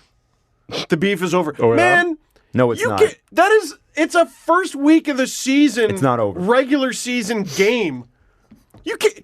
That's like winning the title on Raw, pretending like it's not leading to WrestleMania. Like you can't call the beef over in October. I'm sorry. SummerSlam is that Sunday, and you just got the title by cashing in your money in the bank. What I loved about him saying the beef was over was it's like the Leafs scoring in the first period and saying, "Okay, we're good here. Right. We've won the game now." Like George Costanza just leave work on a high note. 9:30. It's the middle of the day. You can't tell me the beef's over when you're literally punching each other. You're in just a dust swirl like a fight in Bugs Bunny, and then Mark Giordano comes out of nowhere with a steel chair. It's a slobber knocker every time you guys get together. Stop telling me the beef's over. Shut and up. also, can we just? I know that maybe it's tough for the. Can we just enjoy this? Yeah. Why can't the players just be like, yeah, you know what? Don't like him much. Let's go Kings or let's go Flames. I understand why a guy like Drew Doughty would want it to be over. Like, listen, I'm arguably my team's most important player. I've won the Norris Trophy before. I can't be getting involved in this. I'm not even convinced Matthew Tkachuk is their best player. You can't be taking yourself out for 5 minutes in a fight. Right. Yeah. But if you're Matthew Tkachuk, you were like, this is over when I say it's over. Exactly. Which is never, by the way. Yeah. Also, I'm younger than you. Yeah. I will follow you until you retire. Matthew Tkachuk is literally going to be a thorn in his side until he goes, I don't play hockey anymore. So get used to it, Drew. I'm sorry. If Tkachuk was smart, he would sign a deal with like Ruffles. No, Doughty has like a Lay's chip. Tkachuk should sign with Ruffles and just have competing chip commercials. If anybody is, I bet there's somebody from marketing listening. Oh yeah. So if you are in a competing chip brand in a marketing company, Pringles. go hire Tkachuk. Yeah. Oh my God. He'd also be a really good spokesperson because he's a great quote. Oh yeah. Tkachuk's awesome on He's camera. a mouth. I love him. He's a mouth. He's another mouth guard guy. Yeah, he is. Yeah. He is. Munching on What it. the hell with that? He has a Ruffles mouth guard. And it's great because it's always visible. Feel-good story from last night is Jack Hughes scoring his first goal against the Canucks, against Quinn. It was kind of neat, right? We liked that. It was nice to see before. And the Devils actually won the game. I believe I read this. The 9th player to ever score his first NHL goal against his brother. Wow. How has that happened 9 times? And who keeps track of that shit? You guys want to do trivia? Yes. Yeah. I have the list of guys who have scored their first goals against their brother. Dear God. I bet 4 of them are Sutters. Yeah, that doesn't count. That's cheating. There's like 9 of them. Yeah, there is. There's so many Sutters. All right. So And then the Hunters. for this trivia, you guys can combine heads because it's kind of a hard list. It's a big-ass head. So That is a big head. including Hughes versus Quinn. We got 1, 2, 3, 4, 5, 6, 7, 8, 9. Oh, so it's 9 guys who have scored their first NHL goal against their brother. So a couple of them are from 1918, and, and there's another one from 1921. So you're not going to get those. So let's say if you can get... So Shippy McClanahan. Yeah, give me the old-ass names that they have. The old names. I'll give you the old ones, and then you guys got it from the ones that are from 1987 on, which is 1, 2, 3, 4. You guys got to get 2 of them. Okay. To win this game. Tell me about Odie Cleghorn. So on December 21st, 1918, Sprague Cleghorn, no lie. Scored against Odie Cleghorn in a Senators Canadiens game. The Cleghorn! The Cleghorn. Yo, the Cleghorn. Now, on the same day, in the same game, Odie scored against Sprague Cleghorn. So Odie and Sprague both scored their first goals on the same day, same game. I cannot see your screen. I can't show you the other day. I'll show you after. I cannot see your screen. No, I pulled Odie Cleghorn because it's my favorite go-to old hockey name. Does the Cleghorn clan still watch hockey, pay attention to hockey, celebrate their great-grandfathers? That was over 100 years ago. I know. That was 101 years That's ago. what I'm trying to tell you. Like, are the Cleghorns listening? Are there younger millennial Cleghorns or Gen Z Cleghorns listening to the show right now? Is there a Cleghorn with AirPods listening to us right now? I know there are people. Like, there are people that, like, I'll get a message every once in a while and be like, yeah, my dad is so-and-so, or my grandfather is so-and-so, and you're like, holy I won't even name the names, but, like, one of the people who listens to our show, one of the major NHL awards is named after his family. Oh. Really? Yes. Or named after a member of his family. Wow. So, like it's because hockey's you think that's a big deal or what? Hockey's a pretty small community, right? So it's like Well, and back then, especially then. So I'd be interested to know if any of the Cleghorns are listening, or if you know the grandchildren of Odie and what's the other guy? Sprague? So it's Odie and Sprague, yeah. What a Odie Cleghorns. and Sprague Cleghorn. Yeah. Wow. Fought World War I and came back and scored goals against each other, I bet. All right. What's the So those are the first what's two the on the list. 1921? They literally did that like just before the armistice. So this was on Christmas Yeah. Eve, 1921. Frank Boucher scored against Billy Boucher, Senators, Montreal. Billy Boucher. That's it's boring. You can't open with the Cleghorns and go to the Bouchers. Can Sorry. you give us the years that these things happened so at least we can work on that? That was 1921. Oh, the ones that you Yeah. guys... Okay, Oh, sure. new ones. Because I got one that I think is Leaf related. Oh, interesting. Depending on the year. All right. I'll give you the years. What's the next year? So 1950, Don Smith of the New York Rangers scored against Kenny Smith of the Boston Bruins. Okay. Now, don't give us any more. All right. Do you want the years? Just name the year. So I'll work my way up. 1987. Oh. I was going to say, was there a 50s? Another 50s? No. We're jumping to 1987. I thought it would be Frank Mahovlich and Peter Mahovlich. No. I'm wrong. Not okay. on the list. All right.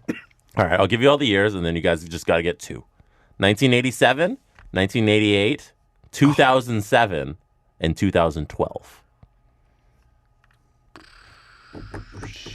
1987 and 88. 2012. Yeah. So you'll get 5 guesses. Lock in your 5 So my instant guesses. thought is in the 80s, it's either the Sutters or the Hunters.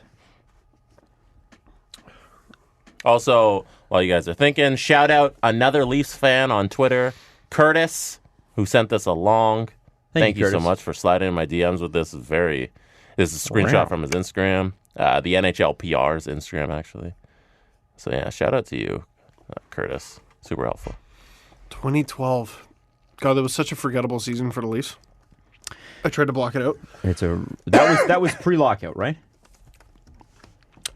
Yes, the season right before. Is that the season they finally dumped Vesitoskala? No, I think that happened before that. No, that was the season where they were in a playoff spot, and I remember talking about like, the Leafs are going to play the Panthers in the first round, and they friggin' lost like every game. Right. Was that the first 18-wheeler? Yes. Yes. Ron the previous Wilson? seasons were just bad all around. Just bad.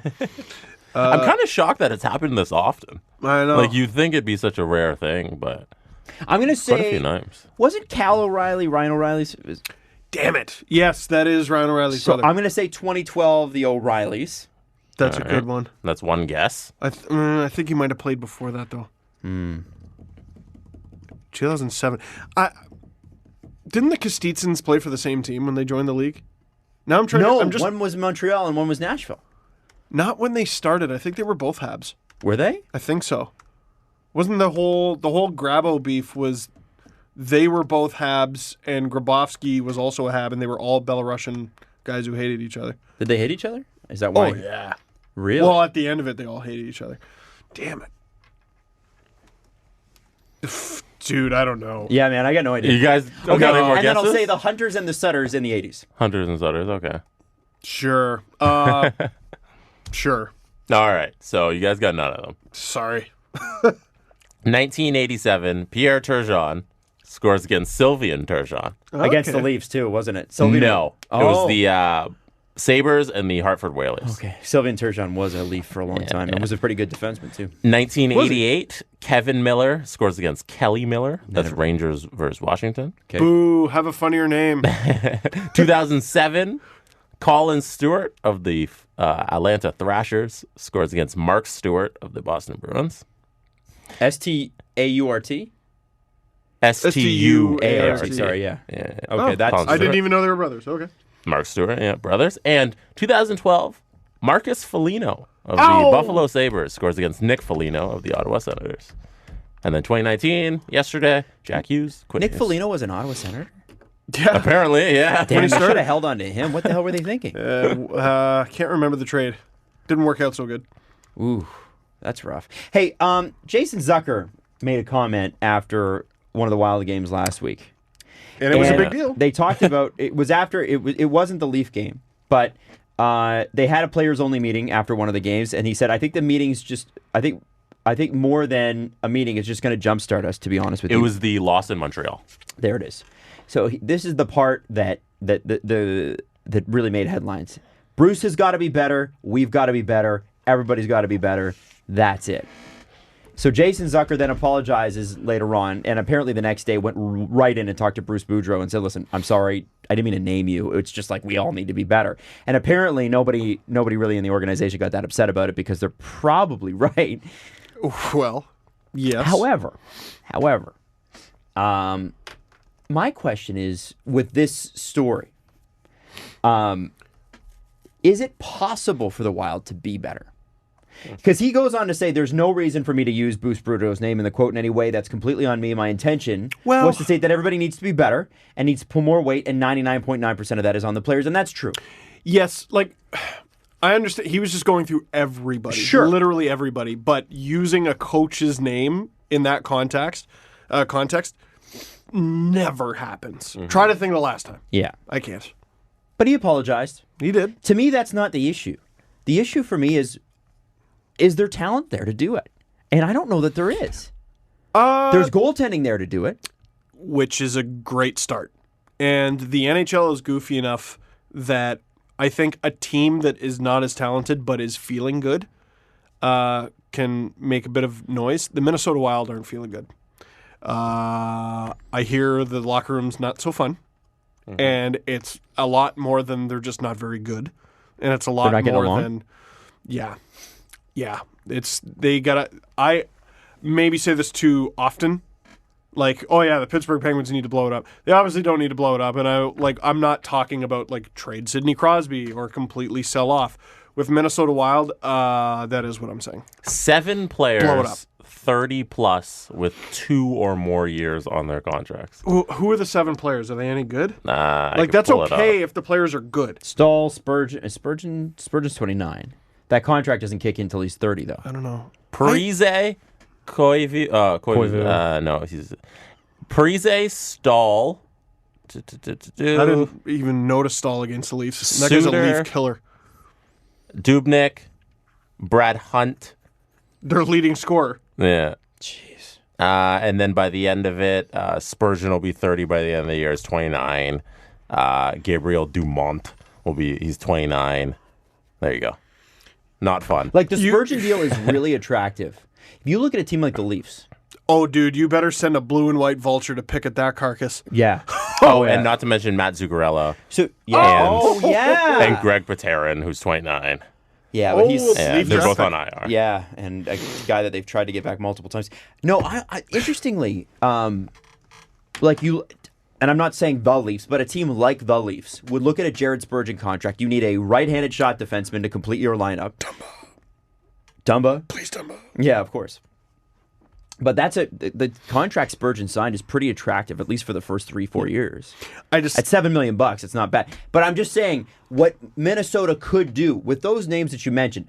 I don't know that you can move Suter or Parise with the way their contracts are structured. No. Although they did talk about Michael Russo did a thing last year, I think, and it was I think he talked to Parise, and forgive me if I'm quoting this to the wrong author, but Parise did say, like, you know, I do want to win the cup, and like I'm starting to hope. Like, I want it to happen here, but I'm starting to think that maybe, like, there's a possibility I might get moved. Can I give you a theory on Parise? He's going to retire. You think so? Within the next 2 years, and that contract's going to be gone. Well, it's 7.5 until he's 40. And he makes the majority now, right? Like, he's going to start to make like $1 million a year. But there is cap recapture on that, is there not? Yeah, is he over 35? He's 35 right now. And he has 1, 2, 3, 4, 5 years beyond this year. You know, they're boned. They're boned. There's cap recapture on that. There has to be, isn't there? I don't know how that works. I'm pretty sure. Pretty sure because he's 35. No, but that's only if you sign the contract at 35. Yeah, but it's for his years of 35 and up. That's a good question. Oh, wow. Yeah, I wonder, because the Luongo thing is what's sticking out of my mind of, you know, those wonky deals that were signed before this latest lockout. Well, and he signed his deal before he was 35. Yeah. And Vancouver's still paying for it, right? And Florida. And Florida. So Minnesota doesn't even have a team to dance with. Well, it's just them. Yeah, so no team is going to take that. No, they're just fucked. They're just but then you have valuable guys where if you could Lucic. Huh? Lucic.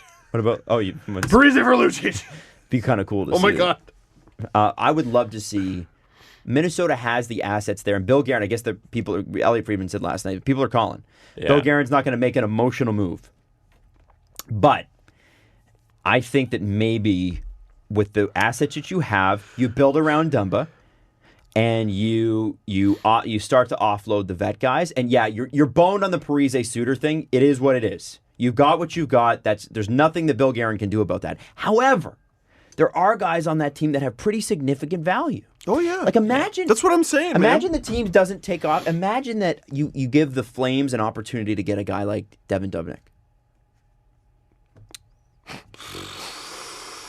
You know what I mean? Like a team that's got question marks in goal. There are really good teams. Imagine the New York Islanders have an opportunity to get Devin Dubnyk. After they just signed Varlamov. No, I'm with you on the Flames one. That's interesting. The Islanders haven't been that bad either. And then you go, screw it. We're going to go with the tandem of Cam Talbot and Alex What Stalock. about Let's Columbus? really get this thing. Oh, Columbus has nothing. What if New Jersey has an opportunity to get a Devin Dubnyk? They should probably do something, right? Like, I know Yes, you shouldn't I make... said that last episode. I know. Go all in, do it. I know gotta you go. shouldn't make emotional moves. Maybe they should make an emotional That's not move. an emotional move. That's pragmatic. That's a we don't have a goalie who can stop pucks. Is move. 9 games in too soon? Nah. No, not now. Not the way they're playing. 9 Really? games in is too soon if you had any evidence from last season that suggests these guys stop pucks. Okay. They don't stop that's fair. pucks. And they need Yeah, one, they two. got the crown for best offseason and still don't have a goalie. Yeah. Like it's They got a shutout last game, to be fair. To be one fair. one goal. Yeah. They but scored a goal. We're talking about the goaltending situation here. To be fair. You know who else I think is going to be on the move and some team is going to be super smart and pick him up for not as much as they should? Craig Anderson in Ottawa. Someone unfollowed me when I suggested that last year. But, like... Someone unfollowed you when you suggested that Craig. Yes. Did they actually say that they No, were, but that I'm was unfollowing why. you? Yeah, they got mad at me. Were they a And I was like, I don't Were they a understand. fan? No. Like, I was like... or like a writer or like a media I don't person? want to talk about it. It was a media person. Yeah, I don't want to talk about it. Craig Anderson is a valuable asset to Ottawa. Why wouldn't they? Yeah. And he's like 30 million years old. Like I know, why? he's not great.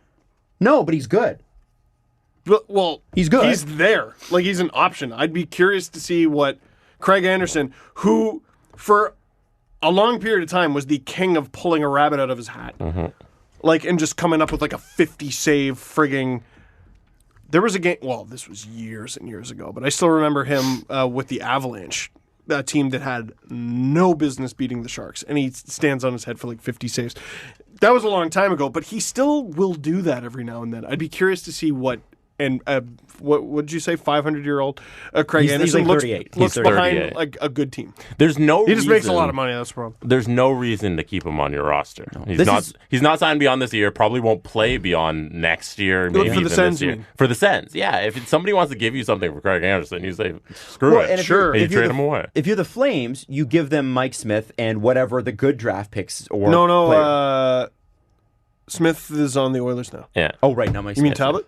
Yeah, They switched goalies. Yeah, Oh, that's sorry, weird. that's what I mean. Sorry, my They bad. switched Lucic and Nealon and goalies. Koskinen's actually Yeah. been good for the Oilers. There's but something there. There is, and Yeah. I think with Anderson, it's like, you know, Ottawa retains half. It's the last year of his deal anyway. Who cares? They Yeah, can and afford even to. if you wait till January, like the cap hit against the team who acquires him is going to be like Nothing. $2 million. You slowly Nothing. transition Yes. Nilsson in there, so like Yeah. the team's not naked. You're not in a But then position you where get like, like a we Cam- got to get Nemestikov. But you get like a Cam Talbot You get back. a guy, yeah. or any prospect, any No, pick, but anything. what I'm saying is you need a Nemesnikov player to kind of fill a spot. Yeah. some To- journeyman from the minors. Sure. Yeah. Like it's Just a guy who can play NHL minutes Yeah, consistently. just because you don't want to throw a rookie in there as a goal. Exactly. yeah. But I also wonder with the Rangers, who've had a really slow start. They've only played 6 games. They're one of the least amount of games played in the NHL. Compare that to Dallas, that's played 10. The Leafs have played 9. The Rangers have somehow only played 6. So have the Flyers, which is arguably why they're both sitting at the bottom of their division with 4 and 5 Literally points have each. not played. I know Henrik's not going anywhere, but How many years ago? How many studios ago was I suggesting that? 3 studios Does ago. Henrik Lundqvist, and this is a question and I don't know, and I'm sure Ranger fans could probably answer it passionately. 4 studios ago, actually. Sorry. Henrik Lundqvist, at what point does he say, he's got to ask the question, what's more important? 1 or 2 more shots at the cup or being a Ranger your entire career? I don't know what that answer is for him, but at a certain point, he's going to have to answer that question in his own mind. And he's going to have to live with that. If the Rangers become good in the next couple years, there's a pretty good chance he won't be around for it. I think And he With might be the everything- reason they become good if they're good this year at all. there's that. I think with everything the Rangers have done, you hold out hope that it's there. There's so many good moves. Like, they're doing such Yeah. great stuff. I think you hold out hope that it's there. I love when a player spends their whole career somewhere, unless it seems like a waste of time. Well, it seems what I to mean? him that it matters. But I just Yeah. wonder, at this point in your career, kind of like Ray Bourque in Boston, do you kind of go, okay, I do want one more shot. I just want to go for it. Can we? And I look at that with, I look at a guy like him, what he could bring back for the Rangers. Not just because Henrik Lundqvist is the player that he was 5 years ago, because I don't think he is, but he's still quite good. Still pretty good. I think that there's a name value there too, and the Rangers would win big on a trade like that. Like, that is a perfect trade for the Rangers that if they had the right goalie to step in, they're over the top. If not this year, then 100% to start next year. They've started slow, but He'll whatever. stay. I think he stays. You think he stays? Yeah, if I had to put money on it, he'll stay. For his entire career? Yeah. The other guy I'm curious about is Jimmy Howard, goaltending-wise. And if Steve Yzerman calls you, you obviously slam the phone down. You do not accept trades from Steve Yzerman, but somebody will be desperate enough. It may even be Florida to get a goalie who can stop a puck. And there are enough good teams. New Jersey should be good. Calgary should be better. Who knows what's going to happen with the Islanders situation? Washington's had a couple wonky starts. Bless you, Jesse. Thank you. What's with the studio? Dallas is 2-7-1. They need a goalie. Call up all the should be emotional teams. Also, sorry, I was going to say something earlier. You know, Bill Guerin's not going to make an emotional move. Are we sure about that? You see the Penguins last year? He was with them. That team, they made an emotional move after winning the cup. Maybe he doesn't want to make the same mistakes the Pens did. However, by doing nothing, I think in Minnesota, you are making a mistake. And that doesn't mean that he needs to make it now. But I think it's time. I think we know enough now. Minnesota didn't make the playoffs last year, that I think it might be time where you go, okay, it's time to retool. Not necessarily tear it down and rebuild, but take the opportunity now while some of these guys still have value and parlay that. You do bring up a funny point, though, because Minnesota made a ton of moves last year. What do they always tell a kid? If you get lost at the mall, stay where you are. Stay where you are. And the Wild got lost at the mall and checked every store. Yes. Paul Fenton, though, It was bad. It was bad. It was bad. And I think maybe that's why Bill Guerin doesn't want to make moves, because Paul Fenton, that's all he did. Here's a philosophy: make good hockey trades. Yeah, just make Every good trades. decision they made. Who's was bad. that last goalie you suggested? Jimmy Howard from Detroit. Jimmy Howard. And He could go again, somewhere. not an all-star. Or was at one point, I think. Good. Good. Just good. Even if you, if you're the Leafs. Jimmy Howard would sure look good. You can't fit him under the cap right now. I was about to say, know. what is his contract situation? I'm dying to see what they do with it. The plan can't actually be to have 17 players. Well, 18. No, there might be some nights where they have to go shorthanded. No, but they, like I said, there's the exception where you squeeze in the 18. Yeah, or That's okay, though. to Why go not? with no What's spares. the big deal? I The think big deal is if you get hurt on the road, you're fucked. Yeah. Okay, well, you do it at home. How would they? Planes don't exist, Adam. Okay, what happens if the game's in Winnipeg? All I am They have saying, no airport. they don't have any Wi-Fi there, so I couldn't even text you to find out if I can get a new player. I think we're going to see that situation resolve itself. They're too smart for that. Dubas has some more tricks up Hopefully. his sleeve. Yeah. Hopefully. I think so too, Jesse. I'm with you. I think that the Leafs will sort that out, but I do think the Leafs are going to be on the hunt for a cheap backup. Mm-hmm. And I think towards the end of the season, as we get closer and closer, and the cap space allowable for the Leafs to take on a thing gets bigger. Yeah. I think that you're going to see a move for, if a Jimmy Howard or if a Darcy Kemper. No, not Darcy Kemper, excuse me. Devin Dubnyk. Darcy Kemper's a good goalie and is starting all the time. But what if... Yeah, for sure. Yeah. No, I just remember when he was with Minnesota and being like, this guy sucks. Yeah, and now he's good. Now he's and now he's friggin' beating unreal. out Antti-Ranta. There's another team where you could be like, Antti-Ranta. You could...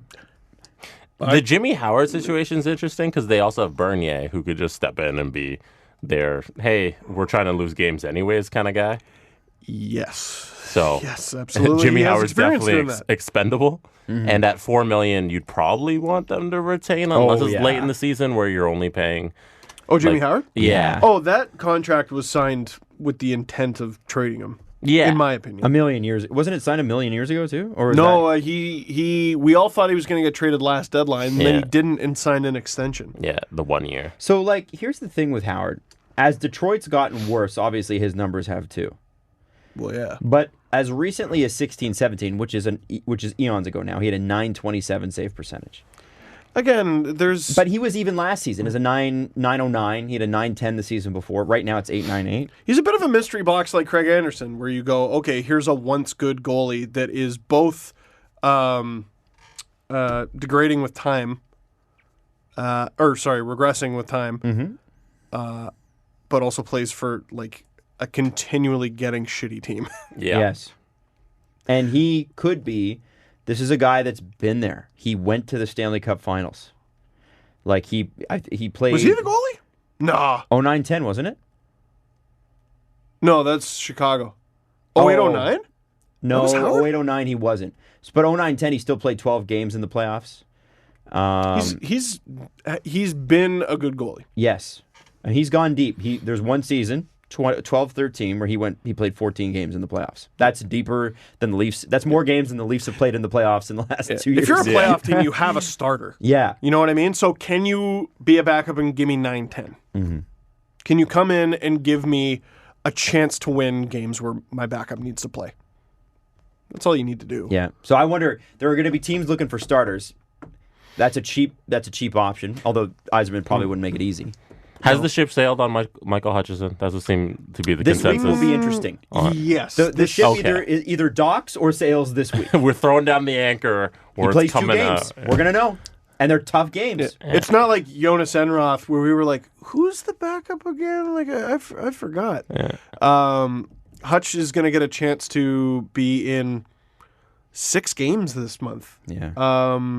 And start 5 of them. And Enroth let like 7 goals in, and then 6 goals in, and then 7 more goals. Like, it was bad. Enroth was in the famous, or at least famous only for people who watch my LFRs. He was in the Hockey Demons game. He was in the game where the game previous, because Matthews, I believe, hadn't scored since his 4-goal game. He was on like a 7-game goalless streak. And I go, listen, Hockey Demons, here's the deal I'm making with you. Allow Matthews to score 1, maybe even 2 goals. I don't care if the Leafs lose the game. Matthews scores 2 goals. Leafs get a 3-0 lead with Enroth in net. They lose the game. The Devils came back from a 3-0 deficit to beat Jonas Enroth and the Leafs. Enroth also made an appearance in the Vancouver line brawl game because Freddie got kicked out because he tried to fight Ryan Miller. Oh, right. Question to go along with that, then. I missed that. Does the Nick Patan, maybe Cody Ceci, something, whatever Nick Patan deal is, does that now look for a backup goalie? Yeah, instead of I'm trying to find solutions. If you need to make the salaries work, CC's making 4.5. Jimmy Howard makes 4. Yeah. Oh, Adam. I'm not saying. And then that's not, do you run with like Marincin and Hall and Dermott and they're just the core you have? Listen, you're asking questions that I like it. I think what happens fun. too by the end of the season, we're going to see I feel like if Sandin and Liljegren have a really strong start with the Marlies, like if Sandin scored just actually a few minutes ago as we're recording this. Oh, really? Nice. If those two have a season like they did last year again this year, wouldn't shock me if by the end of the season they're getting the Travis Dermott will play you for 30 games treatment just to see what we have. And imagine they're the bottom pairing going into the playoffs with Hall and Marincin subbing in when needed. That's not bad. And then the CC deal is for another piece that you need because that hole's been plugged. Yeah, and with the cap, like there's all sorts of decisions that need to be made, like around the league. Like Florida is supposedly about to sign Brian Boyle.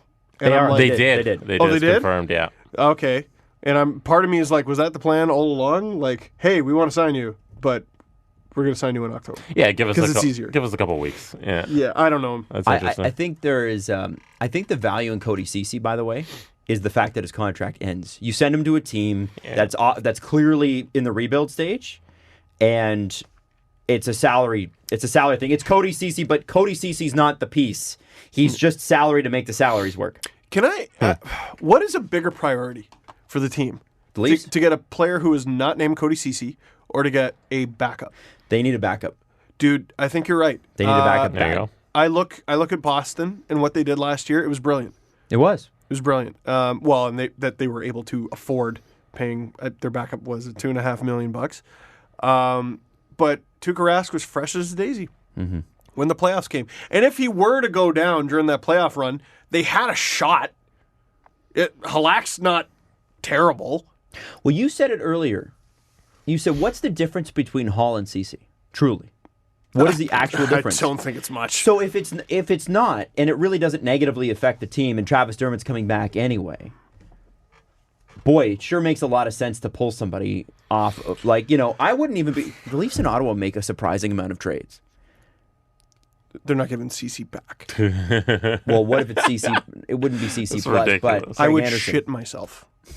Live on the podcast. Ceci Zaitsev. Shit myself live on the... It would get 5 times the viewers of the... I shit myself while eating a pepper. I think my point in this is you have to remember in the CC trade, doing he is that. not the in centerpiece. Pornhub.com arena. Bang Bros, get it Bang right. Bros. Sorry. Arena. I don't know, man. I just think it'd be very, very interesting to see what the Leafs could do. They're going to have to do... After this week, we will know. Next week at this time, we'll either be saying, wow, Michael Hutchinson really turned it around, or wow, have they got to do something Next soon. Sunday's podcast is going to be a fun one. Yeah. 'Cause we're going to get a lot of answers. And Wednesdays is either going to be very anxious. Oh, yeah. Well, I think it'll be anxious anyway, but it might be depressing anxious or happy anxious. We're not sure. If they beat the Blue Jackets, we go in fat and happy. We're like, we'll probably lose tonight, whatever. If they lose the Columbus, oh, shit. Yeah, that's a problem. That could be a real problem. Yeah. Matt Barzal's extension is interesting because it's already come up. Now, You got one? no. Oh. He sure did this week. 7 years, 50-something million. That deal is going to be fantastic. Yeah, and it's funny because people were ripping it. I'm like, ooh, I think you need to watch more Nico Hischier. play. But interesting with Barzal is he's had better numbers in his first 2 years than Marner has. Than Marner did. Yep. Yep. So, Playmaking. and obviously, of course, the Islanders want to get on this. Yep. And apparently the talks haven't started yet, but are due to. Does Matt Barzal beat Mitch Marner in the money? Now, people are like, wait a second, Lou Lamoriello would never do that. If Lou Lamoriello was the general manager of the Toronto Maple Leafs, William Nylander would have been traded, Marner would still be sitting, and the Leafs would win. The problem is that when Lou Lamoriello signs contracts, he always says too long, too much. And yet, who did he sign? That was Steve Simmons' tweet. Marlowe, Zaitsev, Matt Martin. Dude, even Martin, Komarov. I love Komarov, but good lord above. If Barzal is your number one center for the rest of the Islanders' tenure in whatever arena they're in, then you have to pay him like a number one center. Yep. In 2020. In 2020, exactly. Right? Like so a 2020 it's number so one center. fascinating to see everyone say, "Oh, if Mitch Marner, this deal's crazy," especially from Islanders fans. And then they're gonna go and they're gonna hand out this contract to Barzal. That's gonna be for 8 years and $200 million. Bajillion fragillion. You know what? If he gets Tavares Marner money, he's worth it. Yeah. But they're paying him what he's worth. What's Lou gonna do? Right. And I know it's a catchy headline, but really, people are like, well, Lou Lamoriello, he's tough on RFAs. What is he actually going to do?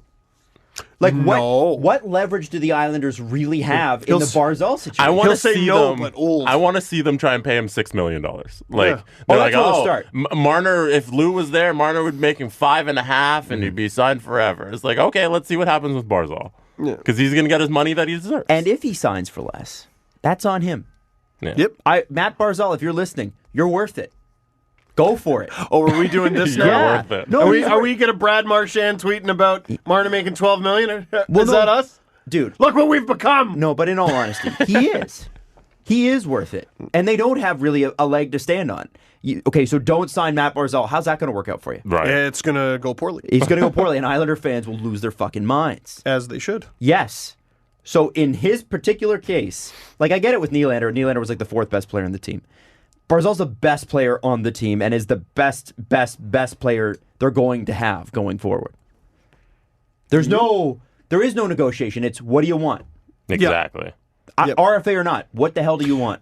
Mike Stevens, I think, had the most. I want to say it was Mike Stevens had the most underrated tweet of the day, because Steve Simmons, when he was talking about the contract length being too long, one of the names he brought up was Pascal Siakam, who only signed for 4 years. Yeah, he signed a pretty nice And Mike deal. Stevens is like, yes, Siakam, who signed for as many years as Ross Johnston. And the reason you guys didn't laugh is you don't know who that is. Yeah, no. Well, he's someone who Lou signed it 4 years. On Go the look up Leafs? Ross Johnston. On the Leafs. No, on the Islanders. Oh, on the Islanders. Go look him up. I don't even know who Ross Johnston is. He's big.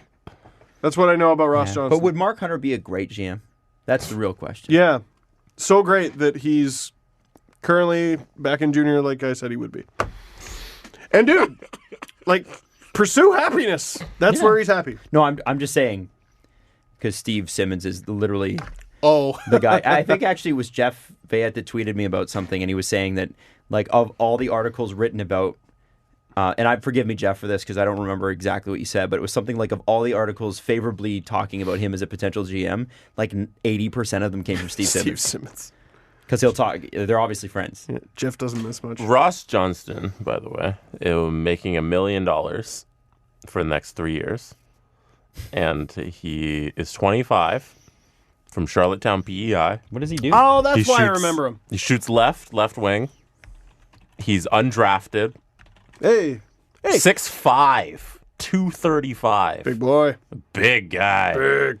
He currently has played 3 games this season, Oh, dear. 5 penalty minutes. Is he hurt? 0 points, 0 goals, 0. He only What did played he have last year? 17 last year. Last year, 23 penalty minutes, 4 points, 17 games. And what about the year before that, Jesse? 62 penalty minutes, 6 points, How many 24 games? games. 24 Why games. does a player get $1 million if they played 7 games?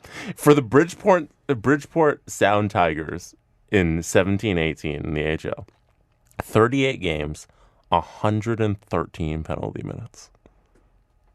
You know, God loves Scott Sabourin for making the NHL. The Sens are going to offer him 4 years. Why would you get 4? Why? Lou. No, hey, Ross, here's League Min. Take it or leave it. Lou. League Min for 4 years would still be too much. No, I wouldn't give him 4 years. Here's League Min, and you get to, and maybe you get to, it's a 2-way deal. All right. Like, there's a, you're going to make 70 or 80 in the A, and then you're going to make whatever League Min is Don't in they the have NHL. Matt Martin? Yes! Still? Who was also signed to 4 years? Lou! It's Lou. His deal But he never expires signs at the long end. deals. His deal expires at the end of this season, though. Matt Martin's. Oh, When we're old, and we're still doing this show, guys. Uh-huh. when 'cause we're I feel like- 76 and doing this show. Because this show is going to go on forever in my mind. But Yeah. I do think so. But when we're older, are we going to be the kinds of guys that look at younger general managers in the NHL the same way those old guys look at young general managers now? I really hope not. I hope not too. Yeah. Can we make a promise that we don't become that? Because it's really annoying. Oh, boy. I hope not. Yeah. Like where we somehow have detached results from reality.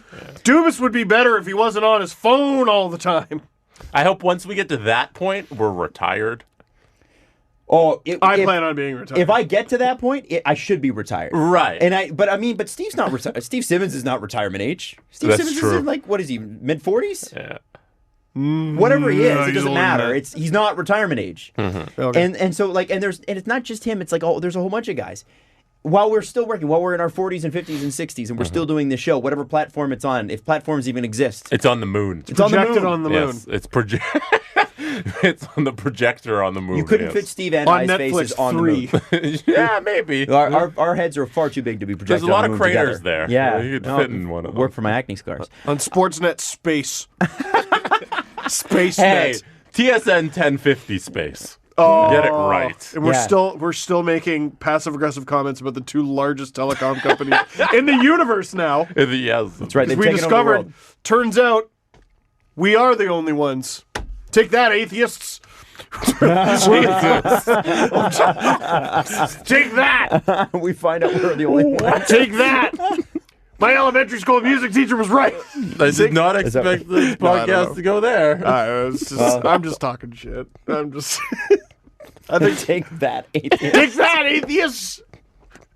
Not a group that needs to be There isn't attacked. life No. anywhere else. They're pretty. All right, only Bill here. Maher. Yeah. You hear Yeah. that? Listen, the dinosaurs are a hoax, and the Earth is 5,000 years old. And also, we're the only ones in the universe. Where were we going? We are going to this story. We're moving on. We're at moving on Barzal. from Barzal and Lou. All right. I'm going to read you a story from the Associated Press.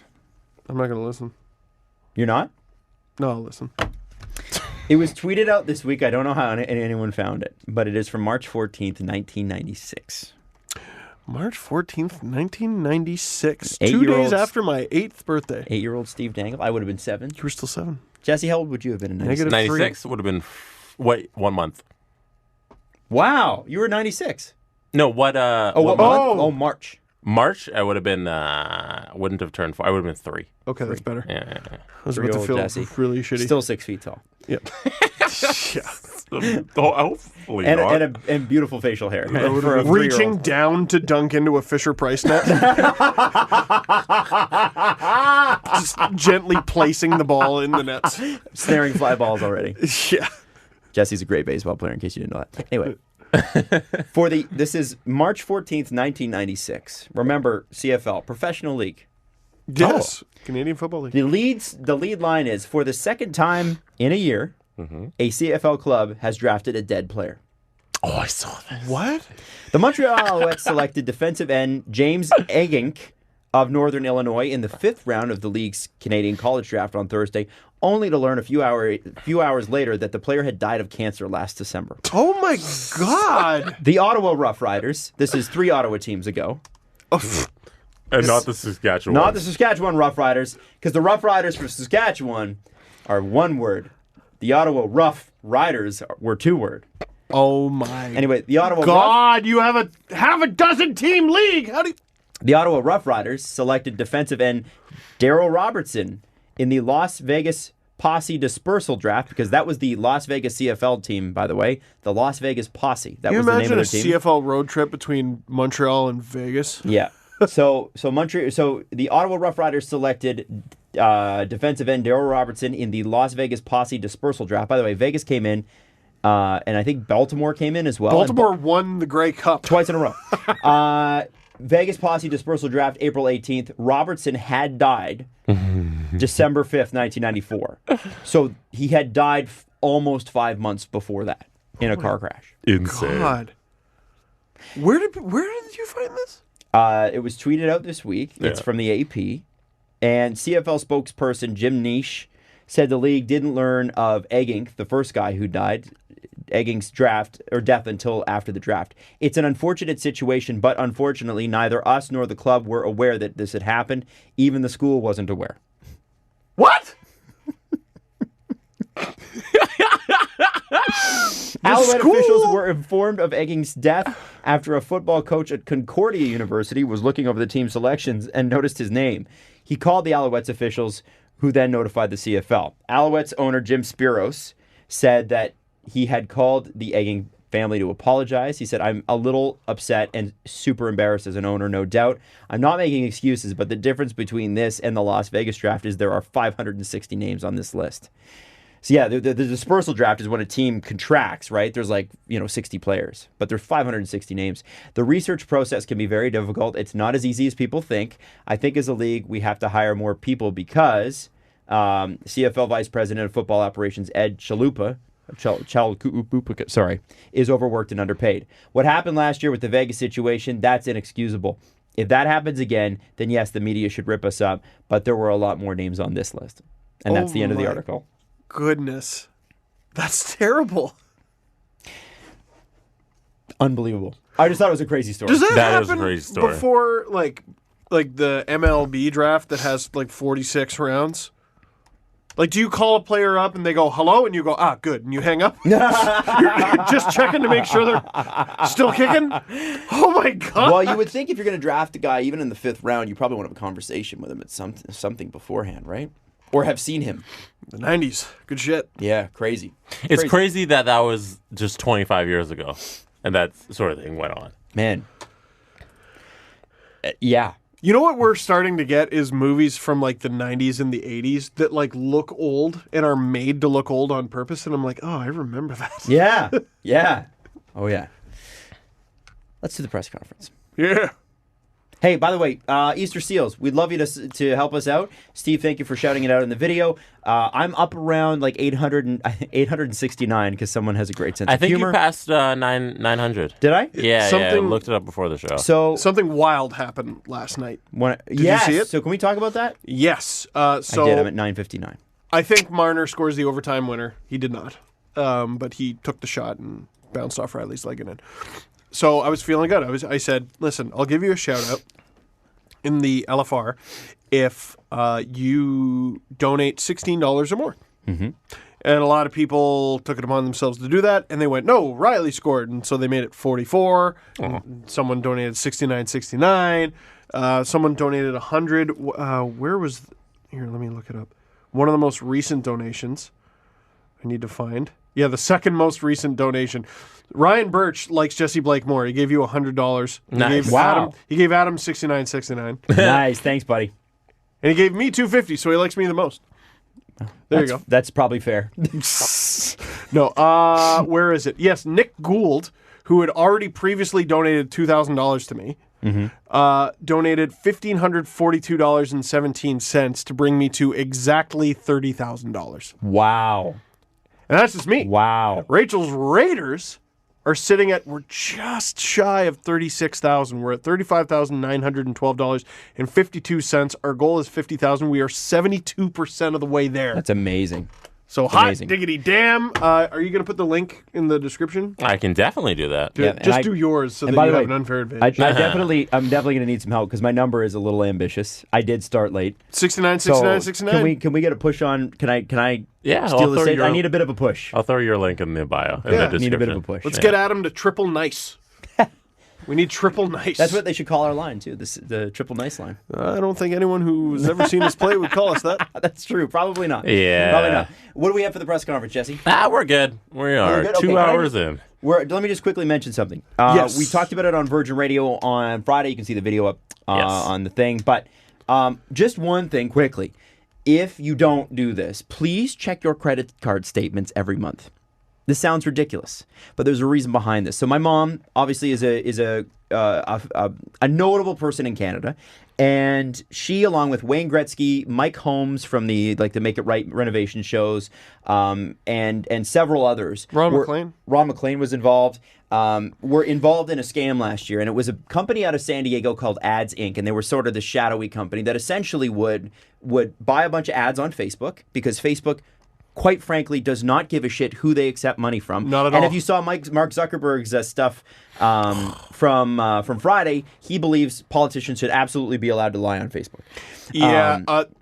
Very, very quick side note. We got to have a larger conversation as a society about deleting the fucking thing. It's evil and it's shit. I don't know if am I allowed to have Instagram without Facebook? That's the problem. Yes. You can have Instagram without Facebook.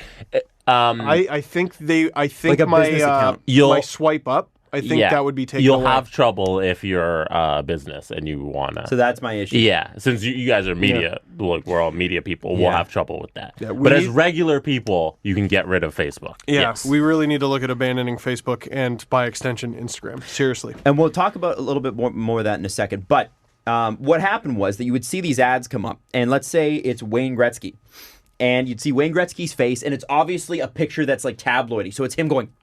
Yeah. It could be him making a joke, but it looks like he's angry. He looks pained mid-sentence. The headline would be something like, Wayne Gretzky fires back at the NHL over these pills.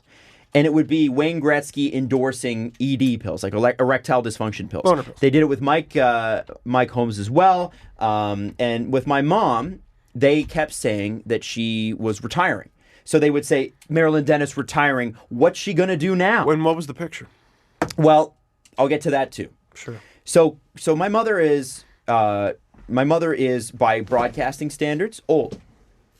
Sure. And not in a sense that like she acts old, looks old, whatever. In broadcasting, there's very few people at her age over the threshold that she's at. She's been in broadcasting your entire life. Yeah, she's been on the air since 1972. Wow. Wow. So like, and that's not. I'm sorry, that's not an insult, but that's just the reality of it. Yeah. So in this particular instance, at this point, especially for women in the business, and my mother, God bless her, and this is all going to go into the book one day when I write a book. But You're in the my book. mother got paid less for more work. My mother was told to shut up. Nobody wants to hear the woman speak. Really? Oh yeah. Oh my God. You wouldn't believe some of the things that happened, and she'll probably write about it one day too. And now she's finally at the stage where the equality movement now is so front and center. She's at the tail end of a very, very successful career. And now this asshole company comes out and goes, she's retiring. And you know what? You know what pisses me off about this the most? Not the fact that she's earned it. This isn't some family tragedy or whatever. It's that they went out and hurt someone's career to rip off people who don't know better. They targeted people over the age of 50. And the reason that they targeted people over the age of 50 is because people over the age of 50 don't know the internet like we do. They're not internet literate. So they look at that and they go, I've watched Marilyn Dennis for 30 years. I'm going to click that link. Yep. And what it would do was it would bring you to a page where you could buy the Marilyn Dennis beauty products. So interestingly, this is where it gets crazy, right? So bear with me on this. I apologize. No. It's a ridiculous story. So if I'm buying the Steve Dangle beauty care line, which I'm sure is fabulous, It's just grease. they say, well, you know, Marilyn's doing this thing and here's the link to it. And by the way, it's only $14 to start. Like the introductory rate's like $14, and then you can get to test the samples out. And then if you really like them, you can continue. Sure. But what this company would do is they wouldn't have an introductory rate. They would charge you the $14, and then later that month you get a charge for $200 on your card. And every month after that. It must be a really good product, though. The products never arrived. So they literally just steal your money. There is no product. As soon as you register your credit card, they start charging you. And here's the fun part. There's no way to cancel because there's no company. There's nobody to call. You know when you have a subscription service like those boxes that Mrs. Dangle and Caprice get from whatever that company is. Was it Those BarkBox? Not BarkBox. I know what you're talking about. Yeah, there was like it's the health and beauty one or there's whatever. a bunch Which, of by the them. way, it's the Gwyneth Paltrow one. My wife The had Goop it. one? Is the Gwyneth Paltrow? No, it's Kate Hudson or something. I don't know. think it's Whatever. Gwyneth Paltrow. No, it's not Gwyneth I don't think Paltrow. it'd be Goop. No, we couldn't afford that. No. But they would charge these people. So beyond the fact that you've now targeted somebody who's definitely at a disadvantage on the internet because they didn't grow up with it, Yeah. you've also now charged their credit card, and their ability to check the credit card, like anybody's ability to check the credit card is about the same. However, easier to check it on the internet. And if you're not internet literate, like the way we are, then you're not going to check it as much. And most people just don't. We're talking about people who check their credit card statements either over the phone or at the bank. Yes. So these Or charges, they get it in the mail. So they'd go, wow, I owe X amount per month, and they'd pay it, and that's it. And so this company, they found out, and this is a BuzzFeed news piece. They did incredible investigative reporting. It was up on the screen. This company spent $50 million in ads. $50 million. They spent that in ads. Think about that. You could have done anything with that money. No, but think about that. Like, think of the good you could have done in the world with How that much fucking money would they had to have made to justify spending $50 million in ads? And that's the part that gets me. It was entirely on Facebook. The $50 million went right to Facebook. Do you know how many ads you can buy on Facebook for $50 million? Yep. And Facebook took it all. Oh, yeah. Do they have to give it back now? No. So here's the part of the article that got me and made me mad. Again, this is not some tragedy. This is a PSA. No. This is good. In 2018, Asher Burke, the founder and CEO of Ads Inc., this is this company, Fuck was you, Asher. contacted by an employee who told him that they had come up with a new combination of ad, product, and celebrity that was performing well in Canada. That person was my mother. So here's what it says. It's this Canadian woman, Marilyn Dennis. She's fucking fire, LOL. Had never heard of her before, wrote the employee. He then praised an Ads Inc. employee based in the Toronto area for helping them come up with Canadian angles that caused people to sign up. And then this Burke guy, the CEO, says, scamming her own peeps, eh? God bless her. And they did this in 8 different countries in at least 5 different languages. Dude. So please, you grew up and your parents had to monitor your internet to make sure that you weren't being crept on by fucking weirdos and not looking at the wrong thing, looking at porn or whatever else it is. It is now your turn to monitor your parents. Yeah. Because the internet has grown so fast, we don't realize it because we live it every day. Yeah. If you listen to this show, you're on the internet and you're listening to a show that literally exists on the internet. Yeah. But your parents don't do that. Yeah. So they don't know. I was talking to my mom after this article, and she was like, "Oh, that's why I don't buy anything online and all that." And I used to tell her, "Oh, it's a different world. Everything's going online. Give it a shot." She's not comfortable with it. I go, "Okay, don't. Yeah. Don't. Do not use the shit if you are not comfortable with it." Yeah, man. It's a terrifying world that you have people out there who, like, how many crimes is that, Adam? Fraud. They're photoshopping pictures. That was the part that got my attention. So when my mom went on a little press tour in Canada to say, guys, I'm not retiring and don't buy these products. I can't believe she had to fucking do that. They took her shot from CTV News, put it on the internet and said, you won't believe what happened to Marilyn Dennis, like to taunt her, and they photoshopped a black eye on her. And so, to get people in. They should be in fucking prison. They won't be, though. They're gone. They should be in fucking They've prison. already folded the company. It's gone. They're going to be fine. They've made their money. They're walking away. And they're in the States. These fucking clowns aren't going to be fine. They're not going to be fine. They're going to be fine. Person like that, fine. You think they last long? Yes. No. I think they'll be fine. I think they'll be just fine, to be honest with you. And that's the frustrating part. I can't tell you if there's a heaven, but I hope there's a hell. Holy shit. Well, and relative to what's happened in the world recently, this is a small thing. But I just don't want your parents and your grandparents and your aunts and uncles to get ripped off. It's bullshit.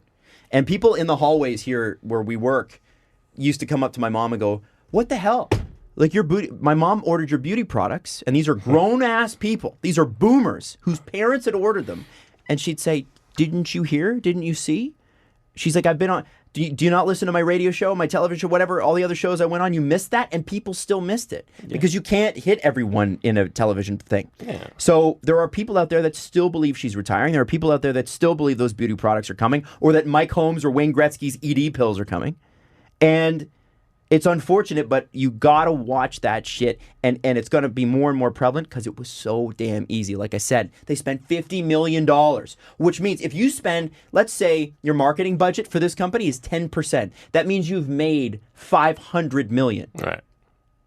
Holy fuck. Even if it's 50%, you've still made $100 million. So that's what I'm saying. That's all I wanted to say. And the fucking balls to not just do it, but then be like, nah, boo boo. Yeah. With yeah. And Facebook. I hope there's a hell so bad. Facebook's becoming a real problem.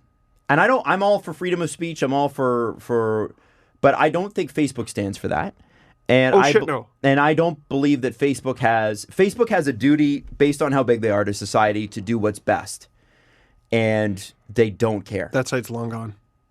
Long gone. Now, it's also dead. A lot of people in our generation aren't even on it anymore. Yeah. That's why they bought $50 million of ads on Facebook. Yeah. Because it's for older generations. It's predatory. That's why they bought out Instagram, so they can get the next generation. And what'll they buy out next? Because they have all this money. After all, some fucking company that doesn't even exist is able to give them $50 million. And they don't even recognize it. It was like when they said... I'd love to know where the $50 million came from, too. Probably they denied the Russian trolls thing, and then we're like, oh, internal investigation. Oh, yeah, so that did happen. Crazy. Yeah. Like, it's... Welp! And then that did happen. Welp! And then they got fined by the government, and the fine didn't even make a dent. Yeah. What was it, $100 million? It was nothing. Drop in the bucket. Whatever. Even if it was $1 billion, it wouldn't make a dent. Yeah, and like we make money off Instagram. I use Instagram. Oh, yeah. We really need to look at just fuck this company. Fuck this company into the earth. I don't think that people care enough. It's the weirdest thing. Yeah. Nothing is outraging people. It's nothing. Because everything is outraging people, so nothing outrages people. People are going through their everyday lives, and like something like that comes up, and they're like, I have to go home and cook dinner for my kid. Yeah. You know? It's like, I can't. It ain't me. Right. Or this isn't affecting me, so I don't care. 10 years ago, that would have been the most disgusting thing I had read that day. Yeah. And then you sent it to me, and I think that was number 6, and it involved someone I know. Yeah.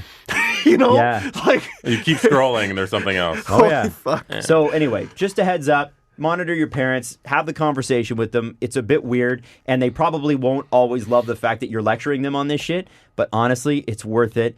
Just especially retired people. They're on a fixed income. Like, that sucks. Don't be afraid to be like, Mom, Dad, what are the odds you know more about this than I do? Let me help you. Help me help you. And with that, we will end the show. Yep. Love you guys. Thank you so much. Thank you for giving me the time, guys, to talk about that. God. Appreciate that. I tried to keep the interruptions to a minimum. And Wednesday, we Didn't will do a see great you. job. No, I did not. Wednesday, we will see you kidding. after a Leafs back-to-back, and we'll either be really happy or really not happy. Or somewhere in the middle. Because that can happen too. Just come on and we're melancholy. I'm not happy, I'm not sad, I just am. I have no opinion. And atheists suck. Wow. That's what Steve says. Wow. I'm just going to take my list. It's empty for now. Ooh. For now.